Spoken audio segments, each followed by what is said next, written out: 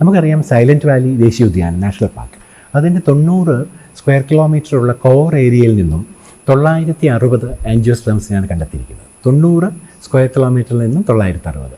ഇത് ഒരു ചതുരശ്ര കിലോമീറ്ററിൽ താഴെ 0.84 സ്ക്വയർ കിലോമീറ്ററിൽ നിന്നും 687.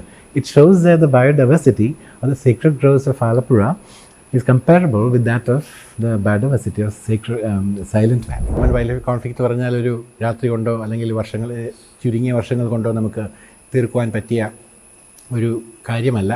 ഒരു ലോങ് ടേം സ്ട്രാറ്റജി അതിനാവശ്യമാണ്. അപ്പോൾ നടക്കുന്നത് secret groves are destroyed in the most secret ways. അങ്ങനെയാണ് നമ്മുടെ കാവുകളൊക്കെ അന്യനിന്ന് കൊണ്ടിരിക്കുന്നത്. കാടും കാട്ടാറും കടലും കേരള നാടിൻ്റെ പെരുമാ. കാവു തീണ്ടല്ലേ മക്കളെ കുടിവെള്ളം മുട്ടും എന്നൊരു ചൊല്ലുണ്ട്. അപ്പോൾ അവിടെ നമ്മൾ ഇരുമ്പ് ആയുധങ്ങൾ കൊണ്ടുപോകാൻ പാടില്ല എന്നുണ്ട്. 10 സെൻറ്റോ 20 സെൻറ്റോ നമ്മുടെ പൂർവിക സ്വത്തായിട്ട് പിതൃ സ്വത്തായിട്ട് നമുക്ക് കിട്ടിയെന്ന് വയ്ക്കുക. നമുക്ക് അവിടെ കയറി താമസിക്കാൻ പറ്റില്ല. അപ്പോൾ ഒരു ജ്യോതിഷിയുടെ അനുവാദത്തോടെ അദ്ദേഹത്തിൻ്റെ പ്രശ്നമൊക്കെ വെച്ചിട്ട് അവിടെയുള്ള ദേവതകൾ, പല ദേവതകളുണ്ട്. നാഗരാജാവുണ്ട്, നാഗേക്ഷിയുണ്ട്, സർപ്പേക്ഷിയുണ്ട്, നാഗചാമുണ്ടിയുണ്ട്, അതിന് പല ദേവതകളുണ്ട്. അപ്പോൾ ഈ ദേവതകളെ മുഴുവൻ ഒരു ചിത്രകൂടങ്ങളിലേക്ക് ആവാഹിച്ച് മാറ്റുകയോ അല്ലെങ്കിൽ ചില അമ്പലങ്ങളിലോട്ട് ആവാഹിച്ച് മാറ്റുകയോ ചെയ്തതിന് ശേഷം once a deity is transfer they no longer secret. ഈ കൊങ്ങിണി ചെടിയും അമേരിക്കൻ സ്പീഷീസാണ്. അതിങ്ങനെ വന്നുപെട്ടു. അത് ഇപ്പോൾ കാണിക്കുന്നത് നമ്മുടെ കടുവയുടെ ടൈഗറിൻ്റെ ആവാസ വ്യവസ്ഥയുടെ അതിൻ്റെ ഹാബിറ്ററ്റിൻ്റെ 40% ഈ ലാൻറ്റന ക്യാമറ കൈയടക്കി എന്നുള്ള ഒരു വളരെ ഭീകരമായൊരു അന്തരീക്ഷമാണ് ഉണ്ടായിരിക്കുന്നത്. വളരെ വേഗം ഒരു കാടുണ്ടാക്കുക എന്നുള്ള കോൺസെപ്റ്റിലാണ് മിയാവാക്കി ഫോറസ്റ്റ് ഡെവലപ്പ് ചെയ്തിരിക്കുന്നത്. കാരണം അതിന് കുറച്ച് എക്സ്പെൻസീവാണ്. മിയാവാക്കി ഫോറസ്റ്റ് നമ്മൾ കൺസ്ട്രക്ട് ചെയ്യുകയാണെങ്കിൽ നിർമ്മിക്കുന്നതിന് കുറച്ച് എക്സ്പെൻസീവ് ആയിട്ടുള്ള ഇതാണ്. പരിസ്ഥിതി ദിനം, ലോക വനദിനം തുടങ്ങിയ പല ആഘോഷങ്ങളുടെ ഭാഗമായിട്ട് നമ്മൾ ലക്ഷക്കണക്കിന് ചെടികൾ തന്നെയാണ് നടുന്നത്. പക്ഷേ മരം നടുക എന്നുള്ളതല്ല പ്രധാനം, മരം വളർത്തുക എന്നുള്ളതാണ് ഏറ്റവും പ്രധാനപ്പെട്ട കാര്യം.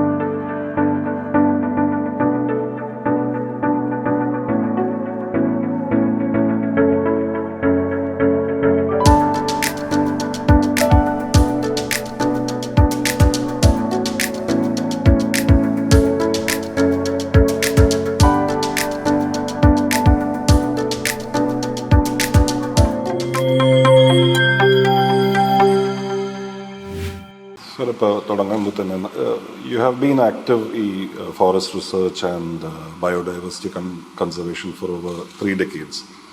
And ഇതെല്ലാം തുടങ്ങിയത് BSc forestry and MSc forestry രണ്ടിലും കേരള സ്റ്റേറ്റ് റാങ്ക് ഹോൾഡർ ആയിരുന്നു, ഫസ്റ്റ് റാങ്ക് ഹോൾഡർ ആയിരുന്നു. എങ്ങനെയായിരുന്നു ഈ ഒരു സബ്ജക്റ്റിലോട്ടുള്ളൊരു initiation? What drew you to the subject?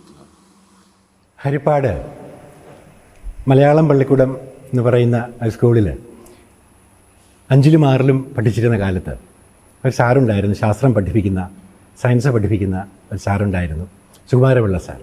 അദ്ദേഹം ക്ലാസ്സിൽ തിയറിക്കൊപ്പം പരീക്ഷണങ്ങളും നല്ല ഇൻട്രസ്റ്റിംഗ് ആയിട്ടുള്ള പരീക്ഷണങ്ങൾ സാർ കാണിക്കുമായിരുന്നു. അപ്പോൾ ശാസ്ത്രത്തോട് കുട്ടികൾക്ക് നല്ല അഭിരുചിയും സ്നേഹവും ഇഷ്ടവുമൊക്കെ തോന്നാൻ പ്രധാന കാരണം ആ സാറിൻ്റെ ക്ലാസ്സുകളാണ്.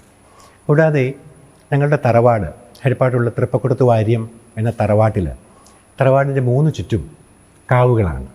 ഏതാണ്ട് 1 ഏക്കറോളം കാവ് വീട്ടിലുണ്ട്. കൂടാതെ 2 കുളങ്ങളുമുണ്ട്. അപ്പോൾ കുട്ടിക്കാലത്ത് വളരുമ്പോൾ കളിച്ച് നടക്കുമ്പോൾ എൻ്റെ അമ്മയുടെ അനുജത്തി വരദച്ചിറ്റ ഈ കാവിലെ സസ്യങ്ങളെപ്പറ്റിയും മരങ്ങളെപ്പറ്റിയും ഒക്കെ കുഞ്ഞുങ്ങളായ ഞങ്ങൾക്ക് പറഞ്ഞു തരുമായിരുന്നു. കൂടാതെ മണ്ണാർശാല എന്ന് പറയുന്ന പ്രസിദ്ധമായ ഒരു നാഗരാജ ക്ഷേത്രം ഹരിപ്പാടിനടുത്താണ്, വീടിന് വളരെ അടുത്താണ്.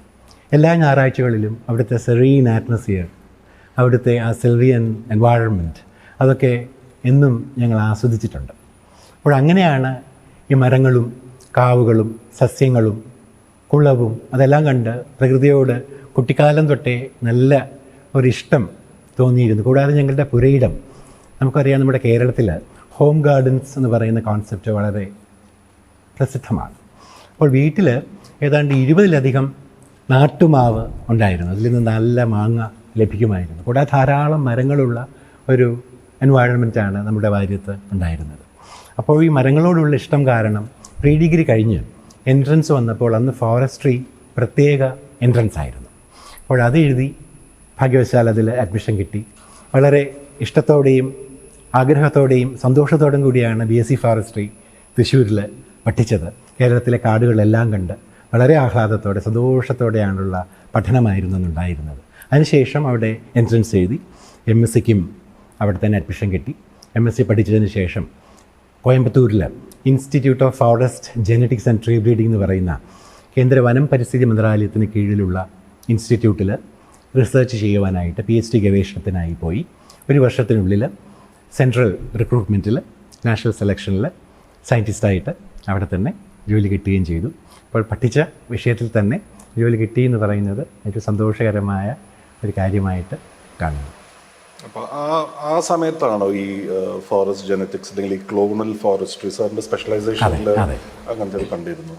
അത് ചൂസ് ചെയ്തത് ആ ഒരു പീരീഡിലാണോ? അതെ, ഞാൻ MScക്ക് പഠിക്കുമ്പോൾ ട്രീ ഫിസിയോളജി ആൻഡ് ബ്രീഡിംഗ് ആണ് സ്പെഷ്യലൈസേഷനായിട്ട് എടുത്തത്.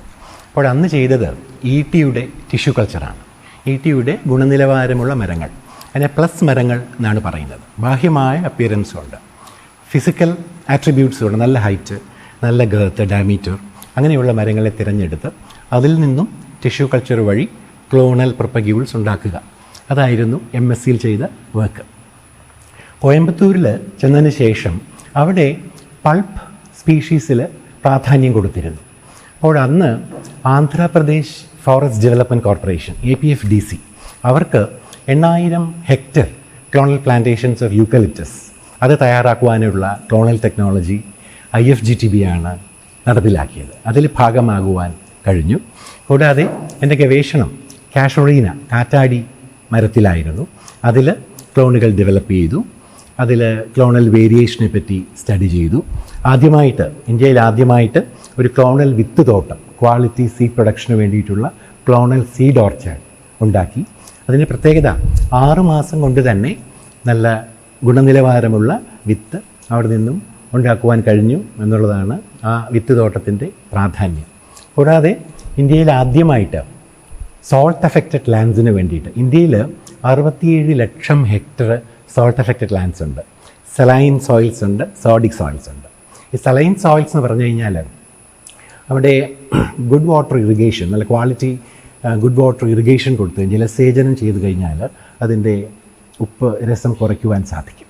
എന്നാൽ സോഡിക് സോയിൽസ് ആകുമ്പോൾ അത് പറ്റില്ല.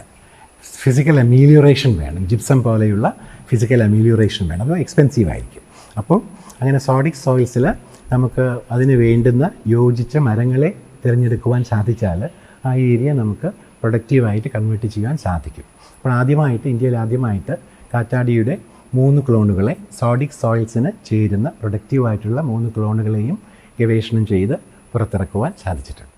ക്ലോണൽ എന്ന് പറയുന്ന അപ്പോൾ ഈ ഹൈബ്രിഡ് എന്നൊക്കെ നമ്മൾ പറയുന്നു, ഇസ് ഇറ്റ് സിമിലർ? ഹൈബ്രിഡ് എന്ന് പറയുന്നത് പരാഗണം മൂലമാണ് ഉണ്ടാകുന്നത്. ഒരു മെയിൽ ട്രീ വേണം, ഒരു ഫീമെയിൽ ട്രീ വേണം. പിന്നെ പരാഗണം ചെയ്താണ്, ക്രോസ് പോളിനേഷൻ ചെയ്തിട്ടാണ് ഹൈബ്രിഡ്സ് ഉണ്ടാക്കുന്നത്. ഈ ക്ലോൺ എന്ന് പറഞ്ഞാൽ അതിൻ്റെ ഡെഫിനിഷൻ കാണിക്കുന്നത് genetically identical individuals produced from A single parent. അതിന് മദർ ഫാദർ എന്നൊന്നുമില്ല. ഞാൻ നേരത്തെ പറഞ്ഞ ഒരു പ്ലസ് ട്രീ, ഉന്നത ഗുണനിലവാരമുള്ള ഒരു മരത്തെ തിരഞ്ഞെടുത്ത് കഴിഞ്ഞാൽ അതിനെ കായിക പ്രത്യുൽപാദനം, വെജിറ്റേറ്റീവ് പ്രൊപ്പഗേഷൻ വഴി ഉണ്ടാക്കിയെടുക്കുന്ന തൈകളെയാണ് ക്ലോണുകൾ എന്ന് പറയുന്നത്. അതിനെല്ലാം ഒരേ ജനിതക സ്വഭാവമായിരിക്കും. അപ്പോൾ നമ്മൾ വിത്തിൽ നിന്നും ഉണ്ടാക്കുന്ന തൈകളെ പ്ലാന്റ്സ് എന്നും, ഈ ക്ലോണൽ പ്രൊപ്പഗേഷൻ വഴി വെജിറ്റേറ്റീവ് പ്രൊപ്പഗേഷൻ വഴി ഉണ്ടാക്കുന്ന തൈകളെ പ്ലാന്റ്ലെറ്റ്സ് എന്നുമാണ് പറയുന്നത്. സാർ, ഇപ്പോൾ സോഫ്റ്റ്വുഡിൻ്റെ ഇത് വളർത്തുന്നതിനെ കുറിച്ചിട്ട് പറഞ്ഞല്ലോ. സോഫ്റ്റ് മീൻസ് യൂക്കാലിപ്റ്റസ്, കാസറീന, അങ്ങനെയുള്ളത്. പിന്നെ ഇപ്പോൾ കേരളത്തിലെ ഫോറസ്റ്റിൻ്റെ ഡീഗ്രേഡേഷൻ ഒരു പ്രധാനപ്പെട്ട കാരണം ഈ ഫോറസ്റ്റ് ഡിപ്പാർട്ട്മെൻറ്റ് കീഴിലുള്ള പ്ലാന്റേഷൻസ് അല്ലേ, കാട്ടിന് ഉള്ളിലുള്ള. അപ്പോൾ why should the government grow these trees? അത് പ്രൈവറ്റ് സെക്ടറിന് ഇതല്ലേ ഈ ഒരു വൈൽഡ് ലൈഫ് കോൺഫ്ലിക്റ്റിൻ്റെ ഒരു പ്രധാന കാരണം? സാറിൻ്റെ കാഴ്ചപ്പാടെന്താണ്? നമ്മൾ മനസ്സിലാക്കേണ്ട ഒരു കാര്യം, ഇന്ത്യയിൽ കേരളമാണ് the first state to adopt eco restoration as a policy. അപ്പോൾ low yielding monoculture plantations including teak, പിന്നെ ഈ exotic species like eucalyptus, acacia, അങ്ങനെയുള്ള മരങ്ങളെ ഒഴിവാക്കിക്കൊണ്ട് മാറ്റിക്കൊണ്ട് സ്വാഭാവികമായിട്ട് നേറ്റീവ് ട്രീ സ്പീഷീസിനെ നടുവാനുള്ളൊരു പദ്ധതി കേരള വനം വകുപ്പ് നടത്തി വരുന്നുണ്ട്. KFRAയും അതിൻ്റെ ഭാഗമാണ്. നേരത്തെ പറഞ്ഞ എക്സോട്ടിക് ഇൻവേസീവ് സ്പീഷീസിൻ്റെ കാര്യം പറഞ്ഞല്ലോ. നമുക്കറിയാം നമ്മുടെ വയനാട് മേഖലയിൽ 1980 കാലത്തിൽ സോഷ്യൽ ഫോറസ്ട്രിയുടെ ഭാഗമായിട്ട് ഈ കോഫി പ്ലാന്റേഷൻ്റെ ഷെയ്ഡ് ട്രീ ആയിട്ട് സെന്ന സ്പെക്ടാബിലിസ് എന്നൊരു മരം അത് ഇൻട്രൊഡ്യൂസ് ചെയ്തിരുന്നു. മഞ്ഞക്കൊന്ന എന്നാണ് അന്ന് അറിയപ്പെട്ടിരുന്നത്. അത് ഇൻട്രൊഡ്യൂസ് ചെയ്യാൻ പ്രധാന കാരണം അതിൻ്റെ ഓർണമെൻ്റൽ വാല്യൂ ആണ്, പിന്നെ ഫയർവുഡ് വാല്യൂ ഉണ്ട്. കാരണം നമ്മുടെ സംസ്ഥാന ഫോറസ്റ്റ് ഡിപ്പാർട്ട്മെന്റ് തന്നെ പിന്നെ മുത്തങ്ങ റോഡിന്റെ 2 സൈഡിലും ബ്യൂട്ടിഫിക്കേഷന് വേണ്ടി വെച്ചതാണ്. ബ്യൂട്ടിഫിക്കേഷൻ കാരണം അത് നമ്മുടെ സംസ്ഥാന പുഷ്പമായ കാഷ്യ ഫിസ്റ്റുല കണിക്കൊന്നയുടെ സാദൃശ്യമുള്ള പൂക്കളുള്ളതുകൊണ്ടാണ് അതിനെ ഇൻട്രൊഡ്യൂസ് ചെയ്യാൻ കാരണം. പക്ഷേ അത് ഒരു ഇൻവേസീവായിട്ട് മാറിയിട്ട് 1993 അതിൻ്റെ വിസ്തൃതി ഏതാണ്ട് 14 ചതുരശ്ര കിലോമീറ്റർ, സ്ക്വയർ കിലോമീറ്റർ ആയിരുന്നു. എന്നാലൊരു 10 വർഷം കഴിഞ്ഞ് 2023 ആയപ്പോഴേക്കും അതിൻ്റെ വിസ്തൃതി ഏതാണ്ട് 123 സ്ക്വയർ കിലോമീറ്ററിലേക്ക് കൂടി. 600% വർധനവാണ് അതിൻ്റെ വ്യാപ്തിയിലുണ്ടായിരിക്കുന്നത്. അപ്പോൾ അതൊരു നോക്ഷസ് വീടായിട്ട് വയനാട് സാങ്ച്വറിയിൽ ഏതാണ്ട് 33-ലധികം 40% ഏരിയ ഈ നോക്ഷസ് വീട് കൈയടക്കി കഴിഞ്ഞിരിക്കുകയാണ്. അതിൽ ഇങ്ങനത്തെയുള്ള മരങ്ങളുടെ ഒരു കാര്യം പറഞ്ഞാൽ അതിനെ ഗ്രീൻ ഡെസേർട്ട് എന്ന് വേണം നമുക്ക് വിശേഷിപ്പിക്കാം. കാരണം അത് അതിൻ്റെ താഴെ സ്വാഭാവികമായിട്ട് വളരുന്ന പുല്ലിനെ പോലും വളരുവാൻ അനുവദിക്കുന്നില്ല. അതുകൊണ്ട് ഈ ഹെർബിവോസിന് മാന്, മ്ലാവ്, ആന തുടങ്ങിയ ആനിമൽസിന് അവിടെ നിന്നുള്ള ഭക്ഷണം കിട്ടുന്നില്ല. അതൊരു ഗ്രീൻ ഡെസേർട്ടായിട്ട് മാറുന്നു. കൂടാതെ ഇതിൻ്റെ കായ്കൾക്ക് ഒരു മധുര സ്വാദാണുള്ളത്. അപ്പോൾ ഈ അംഗുലേറ്റ്സ്, ആന ഉൾപ്പെടെയുള്ള ഈ ഹെർബിവോസ് ഇത് കഴിച്ചിട്ട് അത് യാത്ര ചെയ്യുമ്പോൾ ഇതിൻ്റെ സീഡ് ഡിസ്പേഴ്സലിനും കാരണമാകുന്നുണ്ട്. അപ്പോൾ വെസ്റ്റേൺ ഗട്ട്സ് മുഴുവൻ അത് വ്യാപിക്കാനുള്ള കാരണവും ഇതുകൊണ്ട് ഉണ്ടായേക്കാം. അപ്പോൾ സെന്ന സ്പെക്ടാബിലിസ് അതിൻ്റെ ഇറാഡിക്കേഷൻ ഏറ്റവും പ്രധാനമായിട്ടുള്ള ഒരു കാര്യമാണ്. വനം വകുപ്പ് അതിനുവേണ്ട പദ്ധതികൾ തയ്യാറാക്കിയിട്ടുണ്ട്. KPPL ഏതാണ്ട് ഇതുവരെ 5000-ഓളം മെട്രിക് ടൺസാണ് അവിടെ നിന്നും ഹാർവെസ്റ്റ് ചെയ്ത് കൊണ്ടുപോയിട്ട് അവിടെ നേറ്റീവ് സ്പീഷീസ് വെച്ചിരിക്കുന്നത്. പിന്നെ വേറെ ഒരു ചില ഏജൻസീസ് ഏതാണ്ട് 1000-ഓളം മെട്രിക് ടൺസും എടുത്തിട്ടുണ്ട്. അപ്പോൾ അങ്ങനെ മെക്കാനിക്കൽ റിമൂവൽ ഇതിന് പറ്റുന്നുള്ളൂ. ചില പഠനം KFRA നടത്തിയ ഒരു പഠനത്തിൽ ഏതാണ്ട് 1.5 മീറ്റർ ഗ്രൗണ്ട് തറനിരപ്പിൽ നിന്നും 1.5 മീറ്റർ ഉയരത്തിൽ അതിൻ്റെ ബാർക്ക് അതിനെ എടുത്ത് കളഞ്ഞു കഴിഞ്ഞാൽ, ഡീബാർക്ക് ചെയ്ത് കഴിഞ്ഞാൽ അത് സ്വാഭാവികമായിട്ട് ഉണങ്ങുന്നു. പണ്ട് തേക്ക് തോട്ടങ്ങൾ വെട്ടുന്നതിന് മുമ്പ് അതിന് ഗേർഡ്ലിംഗ് എന്നാണ് പറയുന്നത്. കാരണം പച്ചത്തടിക്ക് വെയിറ്റ് കൂടുതലായിരിക്കും. പണ്ട് കാലത്ത് അത് ട്രാൻസ്പോർട്ട് ചെയ്തുകൊണ്ടിരുന്നത് നദി വഴിയാണ്. അപ്പോൾ അതിൻ്റെ വെയിറ്റ് കുറയ്ക്കാനായിട്ട് അതിനെ കൊല്ലുന്നതിനായിട്ട് അതിൻ്റെ സ്ട്രിപ്പായിട്ട് അതിൻ്റെ ബാക്ക് കളഞ്ഞെടുക്കുമായിരുന്നു. അപ്പോൾ അത് കുറേ നാൾ കൊണ്ട് അത് ഉണങ്ങി മാറും, വെയിറ്റ് കുറയും, പിന്നെ ട്രാൻസ്പോർട്ട് ചെയ്യാനും പറ്റും. അപ്പോൾ നമ്മൾ ഈ 1.5 മീറ്റർ ഉയരത്തിൽ അതിൻ്റെ സ്ട്രിപ്പ് ബാക്ക് മാറ്റുമ്പോൾ അത് സ്വാഭാവികമായിട്ട് ഉണങ്ങിപ്പോവുകയും ചെയ്യും. പിന്നെ അടുത്തിടെ KFRAയുടെ ഒരു പഠനം കാണിക്കുന്നത് ആംബ്രോസിയ ബീറ്റിൽ എന്ന് പറയുന്ന ഒരു വണ്ട്, ഒരു പ്രത്യേകതരം വണ്ടാണ്. അതൊരു സ്വാഭാവിക ശത്രുവായിട്ട്, ഒരു ബയോ കൺട്രോൾ ഏജൻറ്റായിട്ട് ഈ സെന്ന സ്പെക്ടാബിലിസിനെതിരെ പ്രവർത്തിക്കുന്നു എന്ന് കണ്ടെത്തുവാൻ സാധിച്ചിട്ടുണ്ട്. അതിൻ്റെ ഗവേഷണം നടന്ന് വരുന്നുമുണ്ട്. ഈ എക്സോട്ടിക് ഏലിയൻ സ്പീഷീസിൽ വേറൊരു പ്രധാനപ്പെട്ട സ്പീഷീസാണ് ലാൻറ്റന ക്യാമറ എന്ന് പറയുന്ന പൂച്ചെടിയിൽ കൊങ്ങിണിച്ചെടി എന്ന് പറയുന്ന ഇൻവെസീവാണ്. അത് നല്ല ഭംഗിയാണ്. ഫോറസ്റ്റിലെ ഏറ്റവും വലിയ ത്രെട്ടാണ് ലാൻറ്റന ക്യാമറ.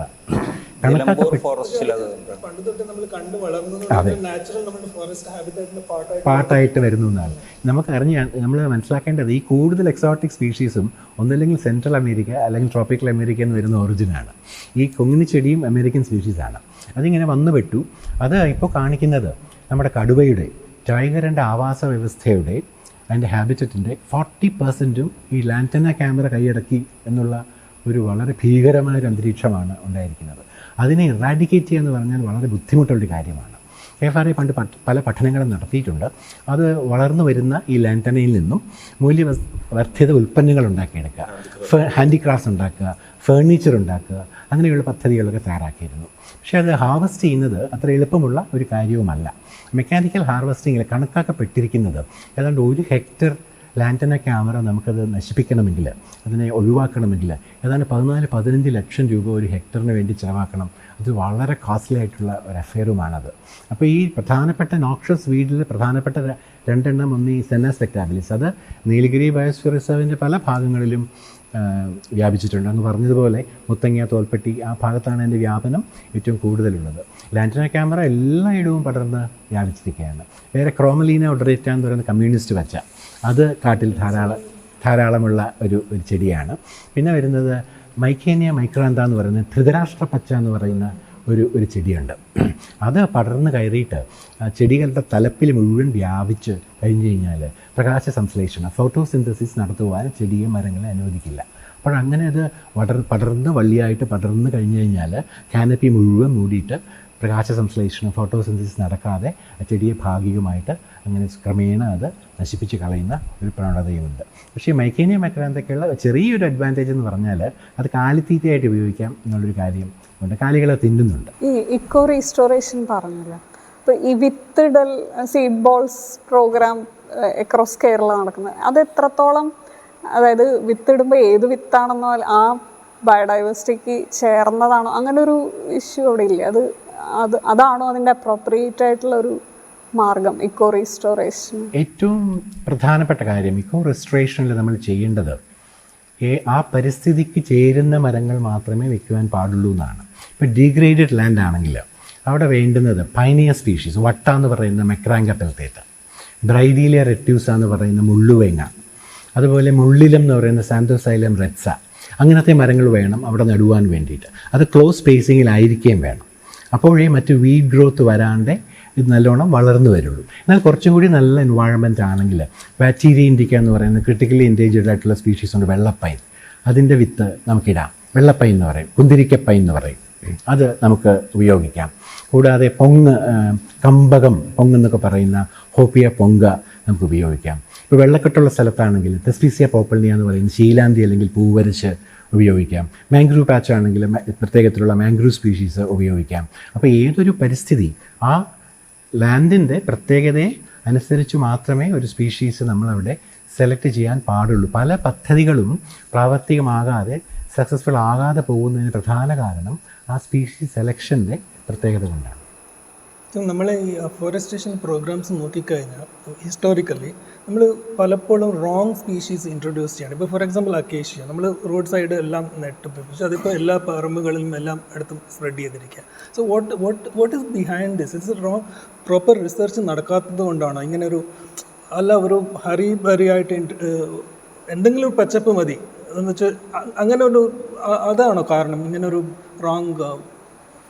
അത് ഈ മരങ്ങളൊക്കെ വന്നത് സാമൂഹ്യ വനവൽക്കരണത്തിൻ്റെ ഭാഗമായിട്ട് 1980കളിലാണ് കൂടുതലും ഈ മരങ്ങളൊക്കെ വന്നത്. അന്നത്തെ ഓർമ്മ അല്ലെങ്കിൽ അന്നത്തെ കാര്യം പെട്ടെന്ന് വളർന്നു വരുന്ന, പച്ചപ്പ് തരുന്ന, തടി തരുന്ന അല്ലെങ്കിൽ ഫയർവുഡ് തരുന്ന മരങ്ങളെ സെലക്ട് ചെയ്യുക, പ്രൊപ്പഗേറ്റ് ചെയ്യുക എന്നുള്ളതായിരുന്നു കാരണം. ഞാൻ നേരത്തെ പറഞ്ഞത് സെന്ന സ്പെക്ടാബിലിസ്, അത് ഫയർവുഡിൻ്റെ ആവശ്യത്തിന് വേണ്ടിയിട്ടും ഓർണമെൻ്റൽ വാല്യൂ ആയിട്ടും കോഫി പ്ലാന്റേഷൻസിൻ്റെ ഷേഡ് ട്രീയുമായിട്ടാണ് ഡെവലപ്പ് ചെയ്തത്. അക്കേഷ്യ എന്ന് പറയുന്നത് മാർജിനൽ ലാൻഡ്സിൽ പ്രൊഡക്ടിവിറ്റി കുറഞ്ഞ സ്ഥലത്ത് വളർത്തുവാൻ, വളരെ വേഗം അങ്ങനത്തെ മാർജിനൽ ലാൻഡ്സിൽ വളരുവാൻ സഹായകമായൊരു മരത്തെയാണ് അക്കേഷ്യ എന്ന രീതിയിൽ നമ്മുടെ കൊണ്ടുവന്നത്. പക്ഷേ അക്കേഷ്യയുടെ തടിക്ക് നല്ല വാല്യൂ ഉണ്ട്. അത് തേക്കാണ് ഈ വുഡിൻ്റെ വാല്യൂ നോക്കുമ്പോൾ തേക്കാണ് സ്റ്റാൻഡേർഡായിട്ട് വെച്ചിരിക്കുന്നത്. അതിൻ്റെ വാല്യൂ 100 ആയിട്ടാണ് വെച്ചിരിക്കുന്നത്. മറ്റ് മരങ്ങളുടെ തടികൾ എത്രത്തോളം അത് മേലെയാണോ താഴെയാണോ എന്നാണ് നോക്കുന്നത്. ഈ അക്കേഷ്യ വുഡിൻ്റെ പല പ്രോപ്പർട്ടീസും 100 മേളിലുണ്ട്. തടിയുടെ കാര്യത്തിൽ നല്ല തടിയാണത്. പക്ഷേ അതൊരു ഇൻവേസീവ് സ്പീഷീസാണ്. കാരണം നമ്മൾ പഠനം നടത്തിയ ചില കാവുകളിൽ കൂടി ഇതിന് ഇൻവേഷനുണ്ട്. സ്വാഭാവിക പുനരുൽപാദനം നടക്കുന്നുണ്ട്. നമ്മൾ പൾപ്പിൻ്റെ ആവശ്യത്തിന് വേണ്ടി ഇറക്കുമതി ഇവിടെ കൊണ്ടുവന്ന എക്സോട്ടിക് സ്പീഷീസാണ് യൂക്കലിപ്റ്റസ്, കാഷറീന എന്ന് പറയുന്ന സ്പീഷീസുകളൊക്കെ. ഇവയൊക്കെ വിദേശ സസ്യങ്ങളാണെങ്കിലും എക്സോട്ടിക് സ്പീഷീസ് ആണെങ്കിലും അവയൊന്നും ഇൻവേസീവായിട്ട് മാറുന്നില്ല. കാരണം അതിന് നാച്ചുറൽ റീജനറേഷൻ, സ്വാഭാവിക പ്രത്യുൽപാദനം നടക്കുന്നില്ല എന്നുള്ള പ്രധാനപ്പെട്ട കാരണമാണ്. അപ്പോൾ കാഷറീന എന്ന് പറയുന്ന കാറ്റാടിയിൽ ഞങ്ങൾ ഗവേഷണം നടത്താൻ പ്രധാന കാരണം അത് ഏറ്റവും നല്ല ഒരു പൾപ്പ് ഈൽഡിങ് സ്പീഷീസാണ്. നമ്മുടെ തീരപ്രദേശത്ത് കർണാടക, തമിഴ്നാട്, ആന്ധ്രാപ്രദേശ് തുടങ്ങിയ സംസ്ഥാനങ്ങളിലെ തീരപ്രദേശത്ത് കർഷകർ ഇതൊരു ക്യാഷ് ക്രോപ്പായിട്ടാണ് വളർത്തുന്നത്. Because it fits well into the agro forestry environment. അത് പൾപ്പിൻ്റെ ആവശ്യത്തിനാണെങ്കിൽ 30 മാസം കൊണ്ട് വെട്ടിയെടുക്കാൻ പറ്റും എന്നുള്ളതാണ് പ്രത്യേകത. കാരണം നമ്മൾ ഈ മാസക്കണക്ക് പറയുന്നത് അഗ്രികൾച്ചർ ക്രോപ്സിനാണ്. ഒരു ഫോറസ്ട്രി സ്പീഷീസ് 30 മാസം കൊണ്ട് വെട്ടിയെടുക്കാൻ പറ്റും എന്ന് പറയുമ്പോൾ കർഷകർക്ക് ഏറ്റവും പ്രധാനപ്പെട്ട ഒരു കാര്യമാണ്. കൂടാതെ അതൊരു non leguminous nitrogen fixing tree സ്പീഷീസും കൂടാണ്. അത് ഹാർവെസ്റ്റ് ചെയ്ത് കഴിഞ്ഞാൽ അവിടെ പിന്നെ നടുന്ന വിളകൾക്ക് നല്ല നല്ല മൂല്യമുണ്ടാകും, വളർച്ച ദ്രുതഗതിയിലാകും. കൂടാതെ അത് കഴകൾക്ക് വേണ്ടി ഉപയോഗിക്കുന്നുണ്ട്. വാഴ നടുമ്പോൾ അതിൻ്റെ ഊന്നായിട്ട് ഉപയോഗിക്കുന്നുണ്ട്. പണ്ട് കാലത്ത് ടെമ്പററി ഗാലറീസ് ഉണ്ടായിക്കൊണ്ടിരുന്ന മുഴുവൻ ഈ കാറ്റാടി എൻ്റെ കഴ കൊണ്ടാണ്. കൂടാതെ പല അമ്പലങ്ങൾ സ്കാഫോൾഡിങ്സ് ഒക്കെ വെച്ച് പെയിൻ്റ് അടിക്കാനും ഒക്കെ ഉപയോഗിച്ചുകൊണ്ടിരുന്നത് മുഴുവൻ കാറ്റാടി മരം കൊണ്ട്. അത് ഇൻട്രൊഡ്യൂസ് ചെയ്യാൻ പ്രധാന കാരണം 1860കളിലാണ് അത് ഇൻട്രൊഡ്യൂസ് ചെയ്യുന്നത്. അത് സ്റ്റീം ലോക്കോമോട്ടീവ്സിന് വേണ്ടിയുള്ള കരി ഉൽപ്പാദനത്തിന് വേണ്ടിയാണ് കാറ്റാടി ഇൻട്രൊഡ്യൂസ് ചെയ്തത്. അതിൻ്റെ കാലറിഫിക് വാല്യൂ ഏതാണ്ട് 4900 കിലോ കാലറീസ് ഉണ്ടെന്നാണ്. ഏറ്റവും കൂടുതൽ കാലറിഫിക് വാല്യൂ ഉള്ളൊരു സ്പീഷീസാണ് കാറ്റാടി. അപ്പോൾ ഒരു ഫയർവുഡായിട്ടും അതിന് ഒരുപാട് ഒരു മൾട്ടി പർപ്പസ് ഒരു ട്രീസാണ്, ഒരു മൾട്ടി പർപ്പസ് ട്രീ ആണ് കാറ്റാടി എന്ന് പറയുന്നത്. യൂക്കാലിപ്റ്റസ് ഇൻട്രൊഡ്യൂസ് ചെയ്ത് പൾപ്പിന് ഏറ്റവും പ്രധാനപ്പെട്ട സ്പീഷീസ് ആയിട്ടാണ് യൂക്കാലിപ്റ്റസ് ഇൻട്രൊഡ്യൂസ് ചെയ്തത്. കേരളത്തിൽ അതൊട്ടും യോജ്യമല്ല. കാരണം കേരളത്തിൽ 2500-3000 മില്ലിമീറ്റർ മഴ ലഭിക്കുന്ന പ്രദേശത്ത് കാറ്റാടിയോ അല്ലെങ്കിൽ നമുക്ക് ഈ യൂക്കാലിപ്റ്റസിൻ്റെ ആവശ്യമില്ല. പക്ഷേ വരണ്ട പ്രദേശം ഉള്ള കർണാടക, ആന്ധ്രാപ്രദേശ് അങ്ങനെയുള്ള സ്ഥലങ്ങളിൽ മറ്റൊന്നും വളർത്തി വരാൻ സാധ്യമല്ലാത്ത സ്ഥലങ്ങളിലേക്കാണ് കർഷകർ ഇത് സെലക്ട് ചെയ്യുന്നത്. അപ്പോൾ നല്ല ഗുണനിലവാരമുള്ള തൈകൾ നട്ട് കഴിഞ്ഞാൽ ആദ്യത്തെ ചെറിയ പരിപാലനം കൊണ്ട് അത് വളർന്നു വരും. പിന്നെ വെട്ടുവാൻ മാത്രം ചെറിയ പരിപാലന രീതികൾ മാത്രം മതി. അതുകൊണ്ട് അത് വളർന്നു വരും, അത് വെട്ടിയെടുക്കുക, നല്ല വരുമാനം കിട്ടും. കാരണം മറ്റൊരു അഗ്രികൾച്ചർ ക്രോപ്പ് അവിടെ വളർത്തുവാൻ സാധിക്കാത്തവരാണ് കൂടുതലും ഇത് വളർത്തി വരുന്നത്. അവിടെ നല്ല പൈസയും കിട്ടും.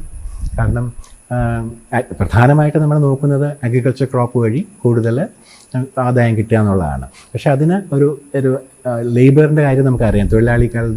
തൊഴിലാളികളുടെ ബുദ്ധിമുട്ട് നമുക്ക് മനസ്സിലാക്കാൻ സാധിക്കും. അപ്പോൾ അവർക്ക് ഇൻറ്റൻസീവ് കെയർ വേണം. ഈ ഫോറസ്ട്രി സ്പീഷീസ് ആകുമ്പോൾ നട്ട് കഴിഞ്ഞാൽ പരിപാലനങ്ങൾ വളരെ കുറച്ച് മതി, നല്ല ഈൽഡും കിട്ടും. അതുകൊണ്ടാണ് കർഷകർ അതിലേക്ക് തിരിയുന്നത്. നമുക്കതിനൊരു ഓൾട്ടർനേറ്റീവായിട്ട് കണ്ടുപിടിക്കാനും സാധിച്ചില്ല. പല ഗവേഷണങ്ങളും നടക്കുന്നുണ്ട്. ഇപ്പോൾ മീലിയ ഡൂബിയ എന്ന് പറയുന്ന മലവേപ്പ് പൾപ്പിന് പറ്റിയതാണ്. പക്ഷേ അതിൻ്റെ പൾപ്പ് ഈൽഡ് കുറവാണ്. യൂക്കാലിപ്റ്റസ് വളരെ സ്യൂട്ടബിളാണ്. കാഷറിന് ഏറ്റവും സ്യൂട്ടബിളാണ്. സുബാബിൾ എന്ന് പറയുന്ന ല്യൂസിന ലുക്കോസൊഫാല വളരെ സ്യൂട്ടബിളാണ്. അതൊക്കെ പൾപ്പിൻ്റെ പോപ്ലാസ് വളരെ സ്യൂട്ടബിളാണ്. അങ്ങനെ ചില സ്പീഷീസ് പൾപ്പിൻ്റെ ആവശ്യത്തിന് വളരെ ഗുണഗണമായിട്ട് ഉണ്ട്. സാർ, ഈ ഫോറസ്റ്റ് ഡിപ്പാർട്ട്മെൻറ്റ് റവന്യൂ ജനറേറ്റ് ചെയ്യേണ്ട കാര്യമുണ്ടോ? ഇത് ഞാൻ ചോദിക്കാൻ കാരണം ഫോറസ്റ്റ് ഈ പല പ്ലാന്റേഷൻസും റവന്യൂ ഉണ്ടാക്കാൻ വേണ്ടിയിട്ട് ഉള്ളതാണ്. അപ്പോൾ അത് കാട്ടിൻ്റെ നടുക്ക് ഇങ്ങനെയുള്ള സ്പീഷീസ് വളർത്തുമ്പോഴത്തേക്ക് അതുകൊണ്ട് മൃഗങ്ങൾക്ക് അതിനിടയ്ക്ക് സർവൈവ് ചെയ്യാൻ പറ്റുന്നില്ല. അതിന് ഫോഡർ അവിടെ നിന്ന് കിട്ടുന്നില്ല. അപ്പോൾ ഇത് റെഡ്യൂസ് ചെയ്യാൻ തീരുമാനിച്ചെങ്കിൽ ഇപ്പോഴും പലയിടത്തും റീപ്ലാന്റേഷൻ നടക്കുന്നുണ്ടെന്നാണ് മനസ്സിലാവുന്നത്. ഇപ്പോൾ നേരത്തെ പറഞ്ഞ ഇക്കോ രജിസ്ട്രേഷൻ പോളിസിയുടെ ഭാഗമായിട്ട് നടത്തിയ എല്ലാ പ്രവർത്തനങ്ങളിലും നേറ്റീവ് ഇൻഡിജിനസ് സ്പീഷീസ് തന്നെയാണ് നടുന്നത്. നേരത്തെ പറഞ്ഞല്ലോ, ഫോറസ്റ്റ് ഡിപ്പാർട്ട്മെൻറ്റ് ഒരു പോളിസിയാണ് ഇപ്പോൾ monoculture, low yielding monoculture plantation, തേക്ക് ഉൾപ്പെടെയുള്ള മോണോകൾച്ചർ പ്ലാന്റേഷൻസ് ലോ ഈൽഡിങ് ആണെങ്കിൽ അതിനെ മാറ്റിയിട്ട് ഇൻഡിജിനസ് സ്പീഷീസ് വെക്കണം എന്നുള്ളതാണ്. ഇപ്പോൾ ഇവിടുന്ന് ഹാർവെസ്റ്റിംഗ് നടക്കുന്നില്ലല്ലോ. തേക്ക് സാധാരണ വെട്ടുന്നത് 50-60 വർഷം കൊണ്ട് മാത്രമേ വെട്ടുന്നുള്ളൂ. ഇപ്പോൾ കാട്ടിനുള്ളിൽ പോയിട്ട് തേക്ക് തോട്ടങ്ങളാരും ഉണ്ടാക്കുന്നില്ല. തേക്ക് തോട്ടങ്ങൾ വരുന്നത് ബഫർ സോൺസിലൊക്കെ ആയിരിക്കും തോട്ടങ്ങളായിട്ട് നിലവിൽ ഉള്ളത്. സ്വാഭാവിക വനപ്രദേശം, നാച്ചുറൽ ഫോറസ്റ്റിൽ നമ്മളിങ്ങനത്തെ പ്ലാന്റേഷൻസ് കേരള വനംവകുപ്പും ചെയ്യുന്നില്ല. പക്ഷേ പെരിയാർ ടൈഗർ റിസർവിനകത്ത് ഒരു 1980s ഗ്രാസ് ലാൻഡ് ഫോറസ്റ്റേഷൻ എന്ന് പറഞ്ഞൊരു പരിപാടി ഉണ്ടായിരുന്നു. ഒരു ACF-നെ അതിന് നിയമിച്ചിരുന്നു. അതായത് ഗ്രാസ് ലാൻഡിൽ ഇതുപോലെയുള്ള മരങ്ങൾ വെച്ച് പിടിപ്പിക്കുക. ആ ഗ്രാസ് ലാൻഡ് ഒരു എക്കോസിസ്റ്റത്തിനെ തന്നെ തകർക്കുന്ന ഒരു സംഭവമല്ല. ചില സംഭവങ്ങൾ അതിനുണ്ടായിട്ടുണ്ട്, ചില രീതിയിൽ ഉണ്ടായിട്ടുണ്ട്. ഞങ്ങളുടെ കേരള വനഗവേഷണ സ്ഥാപനം KFRI മൂന്നാറിലുള്ള ഇഡ്ഡലിമുട്ടാവുന്നൊരു സ്ഥലത്ത് അവിടെ ഈ വാറ്റിൽ, അക്കേഷ്യയുടെ വേറെ സ്പീഷീസാണ് വാറ്റിൽ, വളരെയധികം അക്കേഷ്യ മിയാൻസി, അക്കേഷ്യ ഡെക്കറൻസ് പറഞ്ഞ കുറേ സ്പീഷീസുകളുണ്ട്. Green wattle, golden wattle, silver wattle എന്ന് പറഞ്ഞ സ്പീഷീസുകളുണ്ട്. അവയുടെ ഇറാഡിക്കേഷൻ കഴിഞ്ഞിട്ട് grassland restoration program successful ആയിട്ട് നടത്തിയിട്ടുണ്ട്. ഇതിപ്പോൾ നടന്നിട്ട് ഏതാണ്ടൊരു 7 വർഷത്തിനുള്ളിലാണ് നടന്നിരിക്കുന്നത്. അപ്പോൾ അവിടെ നല്ല പച്ചപ്പ് ഗ്രാസ് ലാൻഡ് ഫോർമേഷൻ ആയിട്ടുണ്ട്. എത്ര ഏരിയ ഉണ്ട്? കൃത്യമായിട്ട് ഏരിയ ഞാൻ ഓർക്കുന്നില്ല. ഒരു വിശാലമായ ഏരിയ ആണിത്.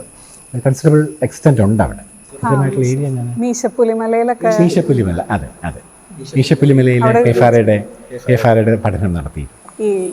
നീലഗിരി താറിന്റെ ഒരു നമ്മുടെ സിൽവികൾച്ചർ ഡിവിഷനാണ് അവിടെ പഠനം നടത്തുന്നത്. ഡിസ്കണക്റ്റിന്റെ കാര്യം പറഞ്ഞു. ഇപ്പോൾ കൊച്ചിയിൽ ചെയ്തത് സീഹെഡ് എന്ന് പറഞ്ഞു, വിച്ച് ഇസ് കോർപ്പറേഷന്റെ വിങ്ങാണ്.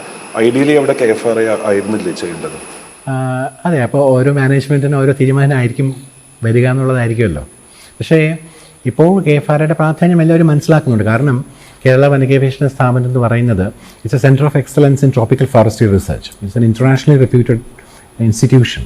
We have collaboration with leading universities in the world like like Oxford university, Leeds university, Ghent university അവരുമായിട്ടൊക്കെ ഉണ്ട്. ഇപ്പോൾ KFRI 75 സ്ഥാപിതമായ KFRI ഇപ്പോൾ സുവർണ്ണ ജൂബിലി 2025 ഗോൾഡൻ ജൂബിലി ആഘോഷിച്ച് കഴിഞ്ഞിരിക്കുകയാണ്. വ്യത്യസ്തങ്ങളായ പല പ്രോജക്റ്റുകളും KFRI ചെയ്തിട്ടുണ്ട്.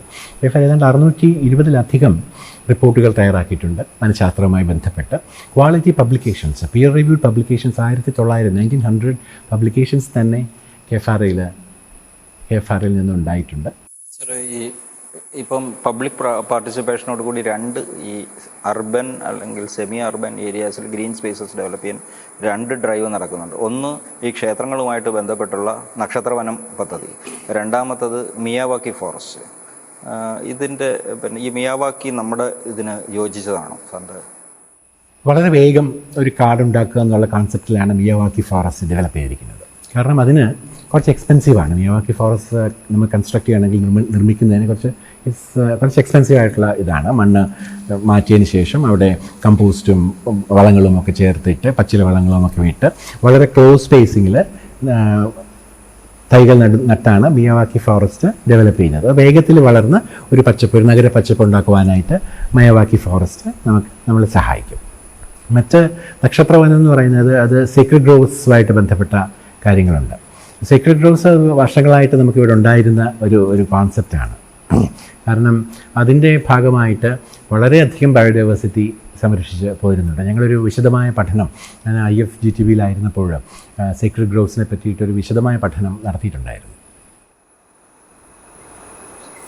സീക്രട്ട് ഗ്രോവ്സിന്റെ ഒരു മെയിൻ സ്പെഷ്യലൈസേഷൻ ഈ അടുത്ത് ഈ കേരള ബയോഡൈവേഴ്സിറ്റി ബോർഡും ഒരു പൈലറ്റ് പ്രോജക്റ്റായിട്ട് ഒരു 5 സ്ഥലത്ത് 5 ജില്ലകളിൽ ഈ സീക്രട്ട് ഗ്രോവ്സ് സെലക്ട് ചെയ്തിട്ട് ഈ മൈക്രോ ഇക്കോസിസ്റ്റം കൺസർവേഷൻ ഒരു പ്രോജക്റ്റ് ഉണ്ടായിരുന്നു. ഇതിൻ്റെ ഒരു റെലവൻസും അല്ലെങ്കിൽ KFRIയുടെ സൈഡിൽ നിന്ന് ഉള്ള സ്റ്റഡീസിൻ്റെ ഇതൊന്ന് പറയാം.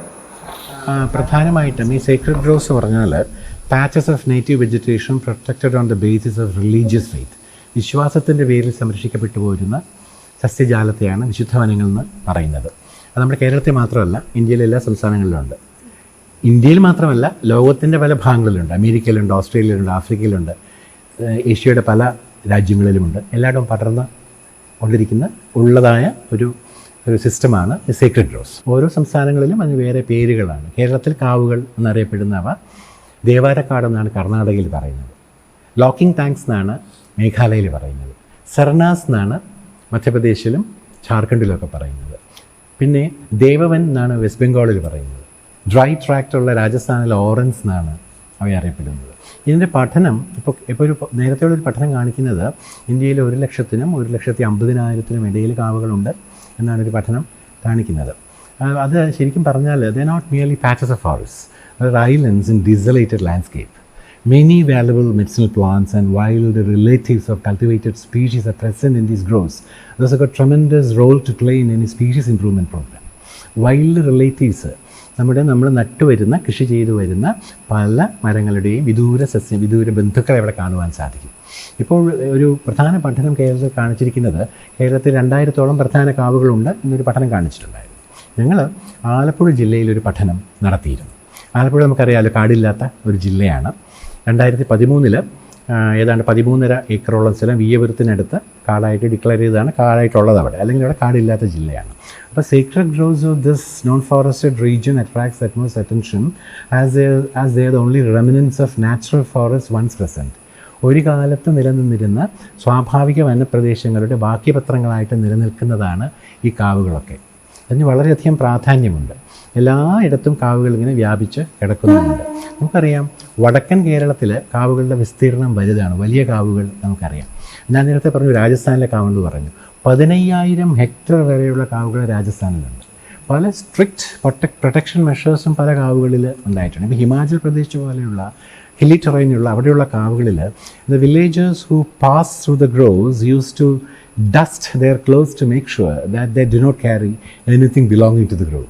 അത്രമാത്രം പ്രൊട്ടക്ഷനാണ് അങ്ങനെയുള്ള ഭാഗങ്ങളിൽ ചെയ്യുന്നത്. അപ്പോൾ ഇവിടെ ആലപ്പുഴയിലെ കാവുകളിൽ ഞങ്ങൾ പഠനം നടത്തിയപ്പോൾ 1128 കാവുകൾ കണ്ടെത്തുവാൻ സാധിച്ചിട്ടുണ്ട്. അവിടെയുള്ള ജൈവ വൈവിധ്യ പഠനം, ബയോഡൈവേഴ്സിറ്റി അസസ്മെൻറ്റ് നടത്തിയപ്പോൾ 687 പുഷ്പിക്കുന്ന സസ്യങ്ങളെ കാണുവാൻ സാധിച്ചു. ആൻജിയോസ്പേംസ് 687 സസ്യങ്ങൾ.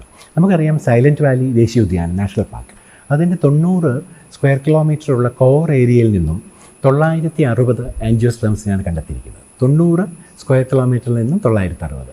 ഇത് 1 ചതുരശ്ര കിലോമീറ്ററിൽ താഴെ 0.84 സ്ക്വയർ കിലോമീറ്ററിൽ നിന്നും 687.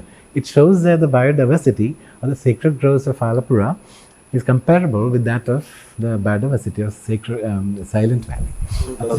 ഇതൊക്കെ പണ്ട് ക്യൂറേറ്റ് ചെയ്ത അവിടെ കൾട്ടിവേറ്റ് ചെയ്തല്ല, അത് പണ്ടത്തെ കോൺസെപ്റ്റ് എന്ന് പറഞ്ഞാൽ ഒരു റെഫ്യൂജിയ കോൺസെപ്റ്റിൻ്റെ ഭാഗമായിട്ടാണ് ഈ സേക്രഡ് ഗ്രോവ്സ് വന്നതെന്നാണ് അങ്ങനെയാണ് വിശ്വസിക്കാൻ ഞാൻ ആഗ്രഹിക്കുന്നത്.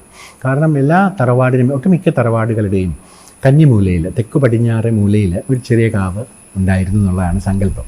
അപ്പോൾ അത് പലപ്പോഴും വിശ്വാസത്തിൻ്റെ പേരിൽ, അപ്പോൾ അവിടെ ഈ സസ്യങ്ങൾ വളർന്നിരുന്നു. കാവ് തീണ്ടല്ലേ മക്കളെ കുടിവെള്ളം മുട്ടും എന്നൊരു ചൊല്ലുണ്ട്. അപ്പോൾ അവിടെ നമ്മൾ ഇരുമ്പ് ആയുധങ്ങൾ കൊണ്ടുപോകാൻ പാടില്ല എന്നുണ്ട്. അപ്പോൾ അത് വളരെ പരിപാവനമായിട്ട് സംരക്ഷിച്ച് പോരുത്തുണ്ട്. ആ വിശ്വാസത്തിൻ്റെ പേരിൽ കുറേ സസ്യങ്ങൾ സംരക്ഷിക്കുക എന്നുള്ളതായിരുന്നു പ്രധാനമായിട്ടുള്ളത്. അപ്പോൾ അങ്ങനെ ഒരു പഠനം ഞങ്ങൾ നടത്തിയപ്പോൾ ആലപ്പുഴയിലെ കാവുകളിൽ നിന്ന് 2 വംശനാശ ഭീഷണിയുടെ വക്കിലെത്തിയിരിക്കുന്ന ക്രിട്ടിക്കലി എൻഡേഞ്ചേർഡ് ആയിട്ടുള്ള 2 മരങ്ങൾ കണ്ടെത്താൻ സാധിച്ചിട്ടുണ്ട്.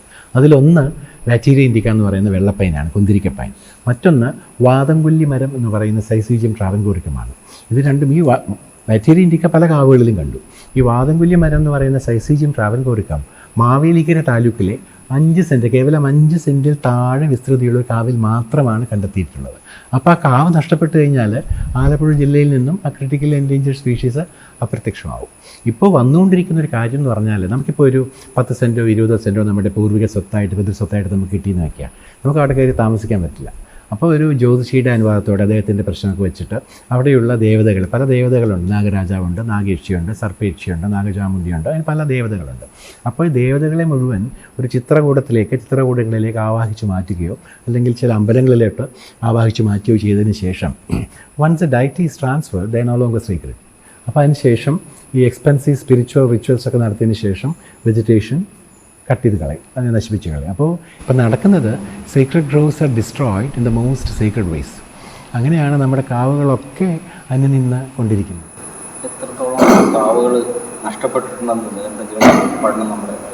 എത്രത്തോളം കാവുകൾ നഷ്ടപ്പെട്ടു എന്നുള്ളതിനെ പറ്റിയിട്ട് പഠനം, അതിനെപ്പറ്റിയുള്ള കൃത്യമായ പഠനം നടന്നിട്ടില്ല.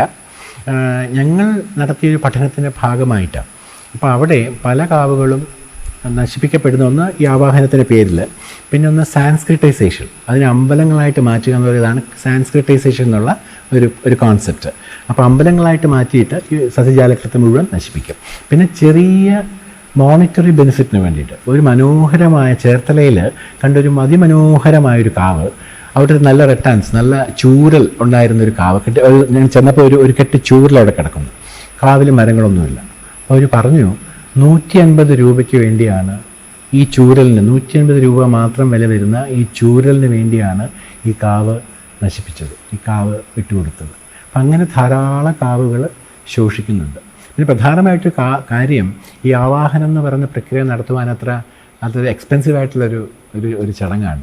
പല ആൾക്കാരുടെ കയ്യിലും അതിനുള്ള പണം തികയാത്തത് കൊണ്ട് പല കാവുകളും ഇപ്പോൾ സംരക്ഷിക്കപ്പെട്ട് പോരുന്നുണ്ട് എന്ന് വേണമെങ്കിൽ നമുക്ക് പറയാൻ സാധിക്കും. ഈ പരമ്പരാഗത കാവുകൾക്ക് ഒരു സ്ട്രക്ചർ ഇല്ലേ? അതായത് അതിനോട് ചേർന്നിട്ടൊരു കുളം ഉണ്ടാവും അല്ലേ, പിന്നെ വള്ളികൾ കുറേ ഉണ്ടാവും.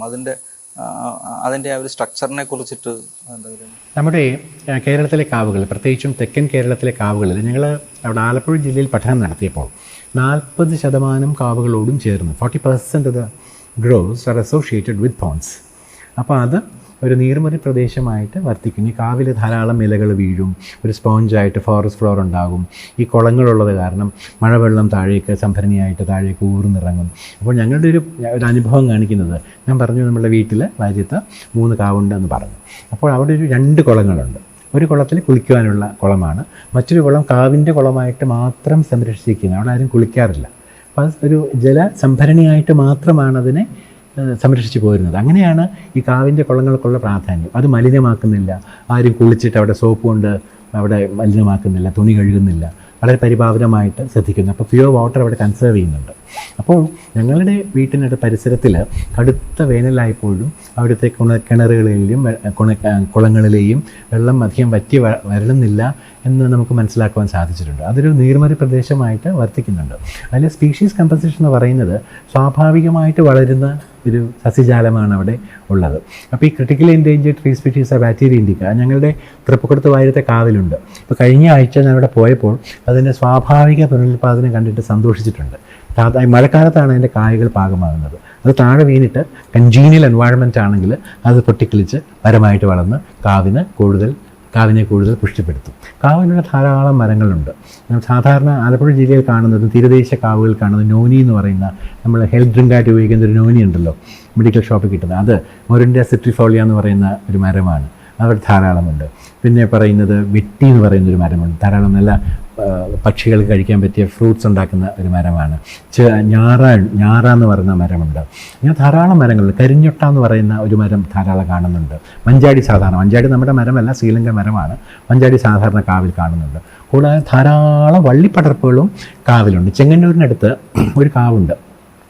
അതിൽ പ്രിഡോമിനൻസ് വള്ളികളാണ് അവിടെ. അതിന് വള്ളിക്കാവ്, ഇലഞ്ഞിമേൽ വള്ളിക്കാവ് എന്ന് തന്നെയാണ് അതിൻ്റെ പേര്. വള്ളികളാണ് കൂടുതലുള്ളത്. അതിൻ്റെ ലയന എന്നാണ് പറയുന്നത്. ഈ വുഡി ക്ലൈംബേഴ്സിനെ ലയന എന്നാണ് പറയുന്നത്. അങ്ങനെ ധാരാളം മെഡിസിനൽ വാല്യൂസ് ഉള്ള ധാരാളം ലയനാസ് അവിടെയുണ്ട്. ഈ മെഡിസിനൽ പ്രോപ്പർട്ടി പറ്റി പറയുമ്പോൾ സംസ്കൃതത്തിൽ ചൊല്ലുണ്ട്, നാസ്തി മൂലം അനൗഷധം.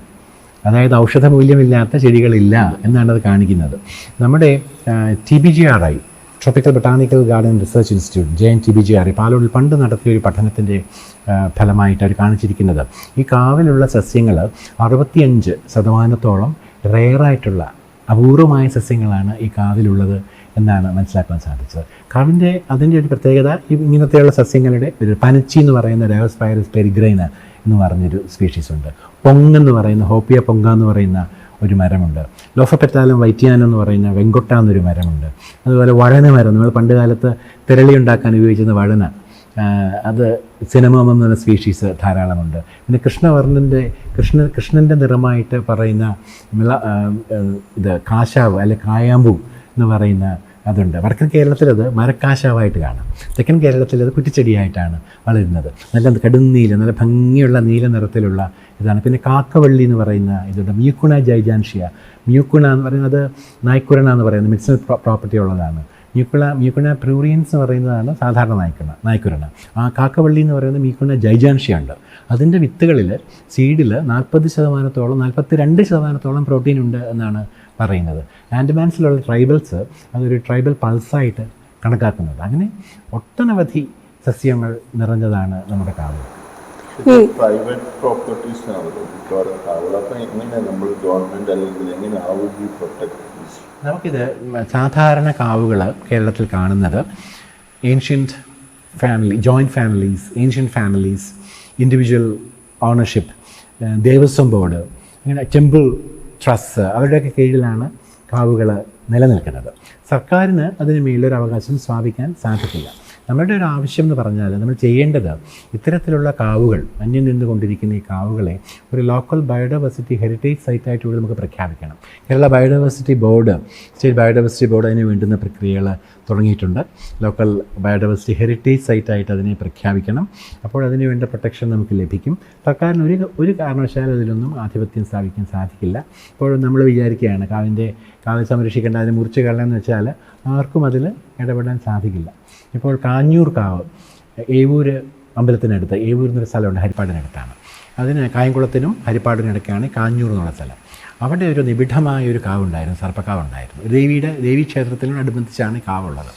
ആ കാവിനെ പറ്റിയിട്ട് ഐതിഹ്യമാലയിൽ കൊട്ടാരത്തിൽ ശങ്കുണ്ണി പറഞ്ഞിട്ടുണ്ട്, കായംകുളം കൊച്ചുണ്ണിയുടെ ഒളിത്താവളമായിരുന്നു ഈ കാവ്, കാഞ്ഞൂർ കാവെന്നാണ്. അപ്പോൾ അതിൻ്റെ എത്ര നിബിഡമായിരുന്നു എന്നൊക്കെ മനസ്സിലാക്കാൻ സാധിക്കും.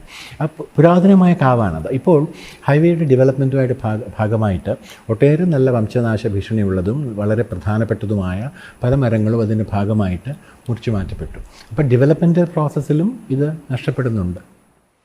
പഴയ കൺസെപ്റ്റ് അനുസരിച്ച് ഈ കാവിൻ്റെ പുറത്ത് ഒരു ഭഗവതി തറയുണ്ടാവും, അവിടെ ഒരു വിളക്ക് കത്തിക്കും, പിന്നെ കാവിനകത്ത് ഈ പിന്നെ നാഗരാജാവിൻ്റെ നാഗേക്ഷയുടെയും ഇതുണ്ട്. അവിടെ വർഷത്തിലൊരിക്കൽ ആയില്യത്തിന് അവിടെ ഒരു മാത്രമേ ആൾക്കാർ കയറുമായിരുന്നുള്ളൂ. പക്ഷേ ഇപ്പം ഈ എല്ലാ ആയില്യത്തിലും പിന്നെ കാവിനുള്ളിൽ ആൾ പ്രവേശിക്കുകയും ഈ ഭഗവതി തറയായിരുന്നത് ഇപ്പം ഭയങ്കര അമ്പലമാവും മാറുകയും ചെയ്തു. അപ്പോൾ അതിൻ്റേതായ ഡീഗ്രഡേഷൻ ഉണ്ടായി. നേരത്തെ പറഞ്ഞ പോലെ സാൻസ്ക്രിറ്റൈസേഷൻ കാരണം വളരെയധികം നാശനഷ്ടങ്ങൾ ഉണ്ടായിട്ടുണ്ട്. അപ്പോൾ പല ഭാഗങ്ങളിലെയും കാവുകൾ, ഞാൻ അവിടെ മാവലിക്കരയ്ക്കടുത്ത് ഒരു സ്ഥലത്ത് ഒരു ഈ സർവേയുടെ ഭാഗമായിട്ട് പോകുമ്പോൾ അവിടെ വലിയൊരു ബോർഡ് ഞാനൊരു പ്രസൻറ്റേഷൻ അതിന് വേണ്ടി ഉണ്ടാക്കിയിട്ടുണ്ട്. ഏതാണ്ട് ഒരു 500-ലധികം പ്രഭാഷണങ്ങൾ ഈ സേക്രഡ് ഗ്രോവ്സിനെ പറ്റിയുള്ള അവയർനെസ് ലെക്ചേഴ്സ് നമ്മുടെ കുഞ്ഞുങ്ങൾക്കും അധ്യാപകർക്കും ഒക്കെ ആയിട്ട് കേരളത്തിൽ അങ്ങോളം തമിഴ്നാട്ടിലും പല ഭാഗങ്ങളിലും നടത്തിയിട്ടുണ്ട്. അപ്പോൾ ഒരു പ്രസൻറ്റേഷൻ ഉണ്ടാക്കിയിട്ടുണ്ട്. ഇത് ഞാൻ കാണിക്കാറുണ്ട്.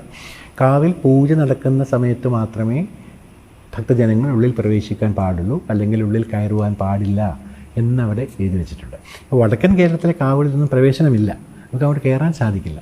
മറ്റ് കാവുകളിൽ നമുക്ക് കയറുവാൻ സാധിക്കും. നേരത്തെ പറഞ്ഞ ചൊല്ലുണ്ടല്ലോ, കാവ് തീണ്ടല്ലേ മക്കളെ കുടിവെള്ളം മുട്ടും എന്ന് പറഞ്ഞ ചൊല്ലുണ്ടല്ലോ. അപ്പോൾ കാവിൽ കയറുവാൻ പാടില്ല എന്നുള്ളതാണ് പ്രധാനമായിട്ടുള്ള കാര്യം. അപ്പോൾ നമ്മുടെ വീട്ടിലും വിളക്ക് വയ്ക്കുന്നതാണെങ്കിൽ പുറത്തെ വിളക്ക് വയ്ക്കുള്ളൂ, ഉള്ളിലേക്ക് ആരും കയറുന്നില്ല. കയറി കഴിഞ്ഞാൽ നമ്മുടെ ട്രാംപ്ലിംഗ് കൊണ്ട് പുതിയ വരുന്ന നാച്ചുറൽ റീജനറേഷൻ നമുക്ക് നഷ്ടപ്പെടുവാനും ഒക്കെ കാരണമാകും. അപ്പോൾ നമ്മളൊരു ഇൻ്റർഫിയറൻസ് ഇല്ലാതെ വെറുതെ പ്രൊട്ടക്റ്റ് ചെയ്താൽ മാത്രം തന്നെ കാവ് സംരക്ഷിക്കപ്പെടും.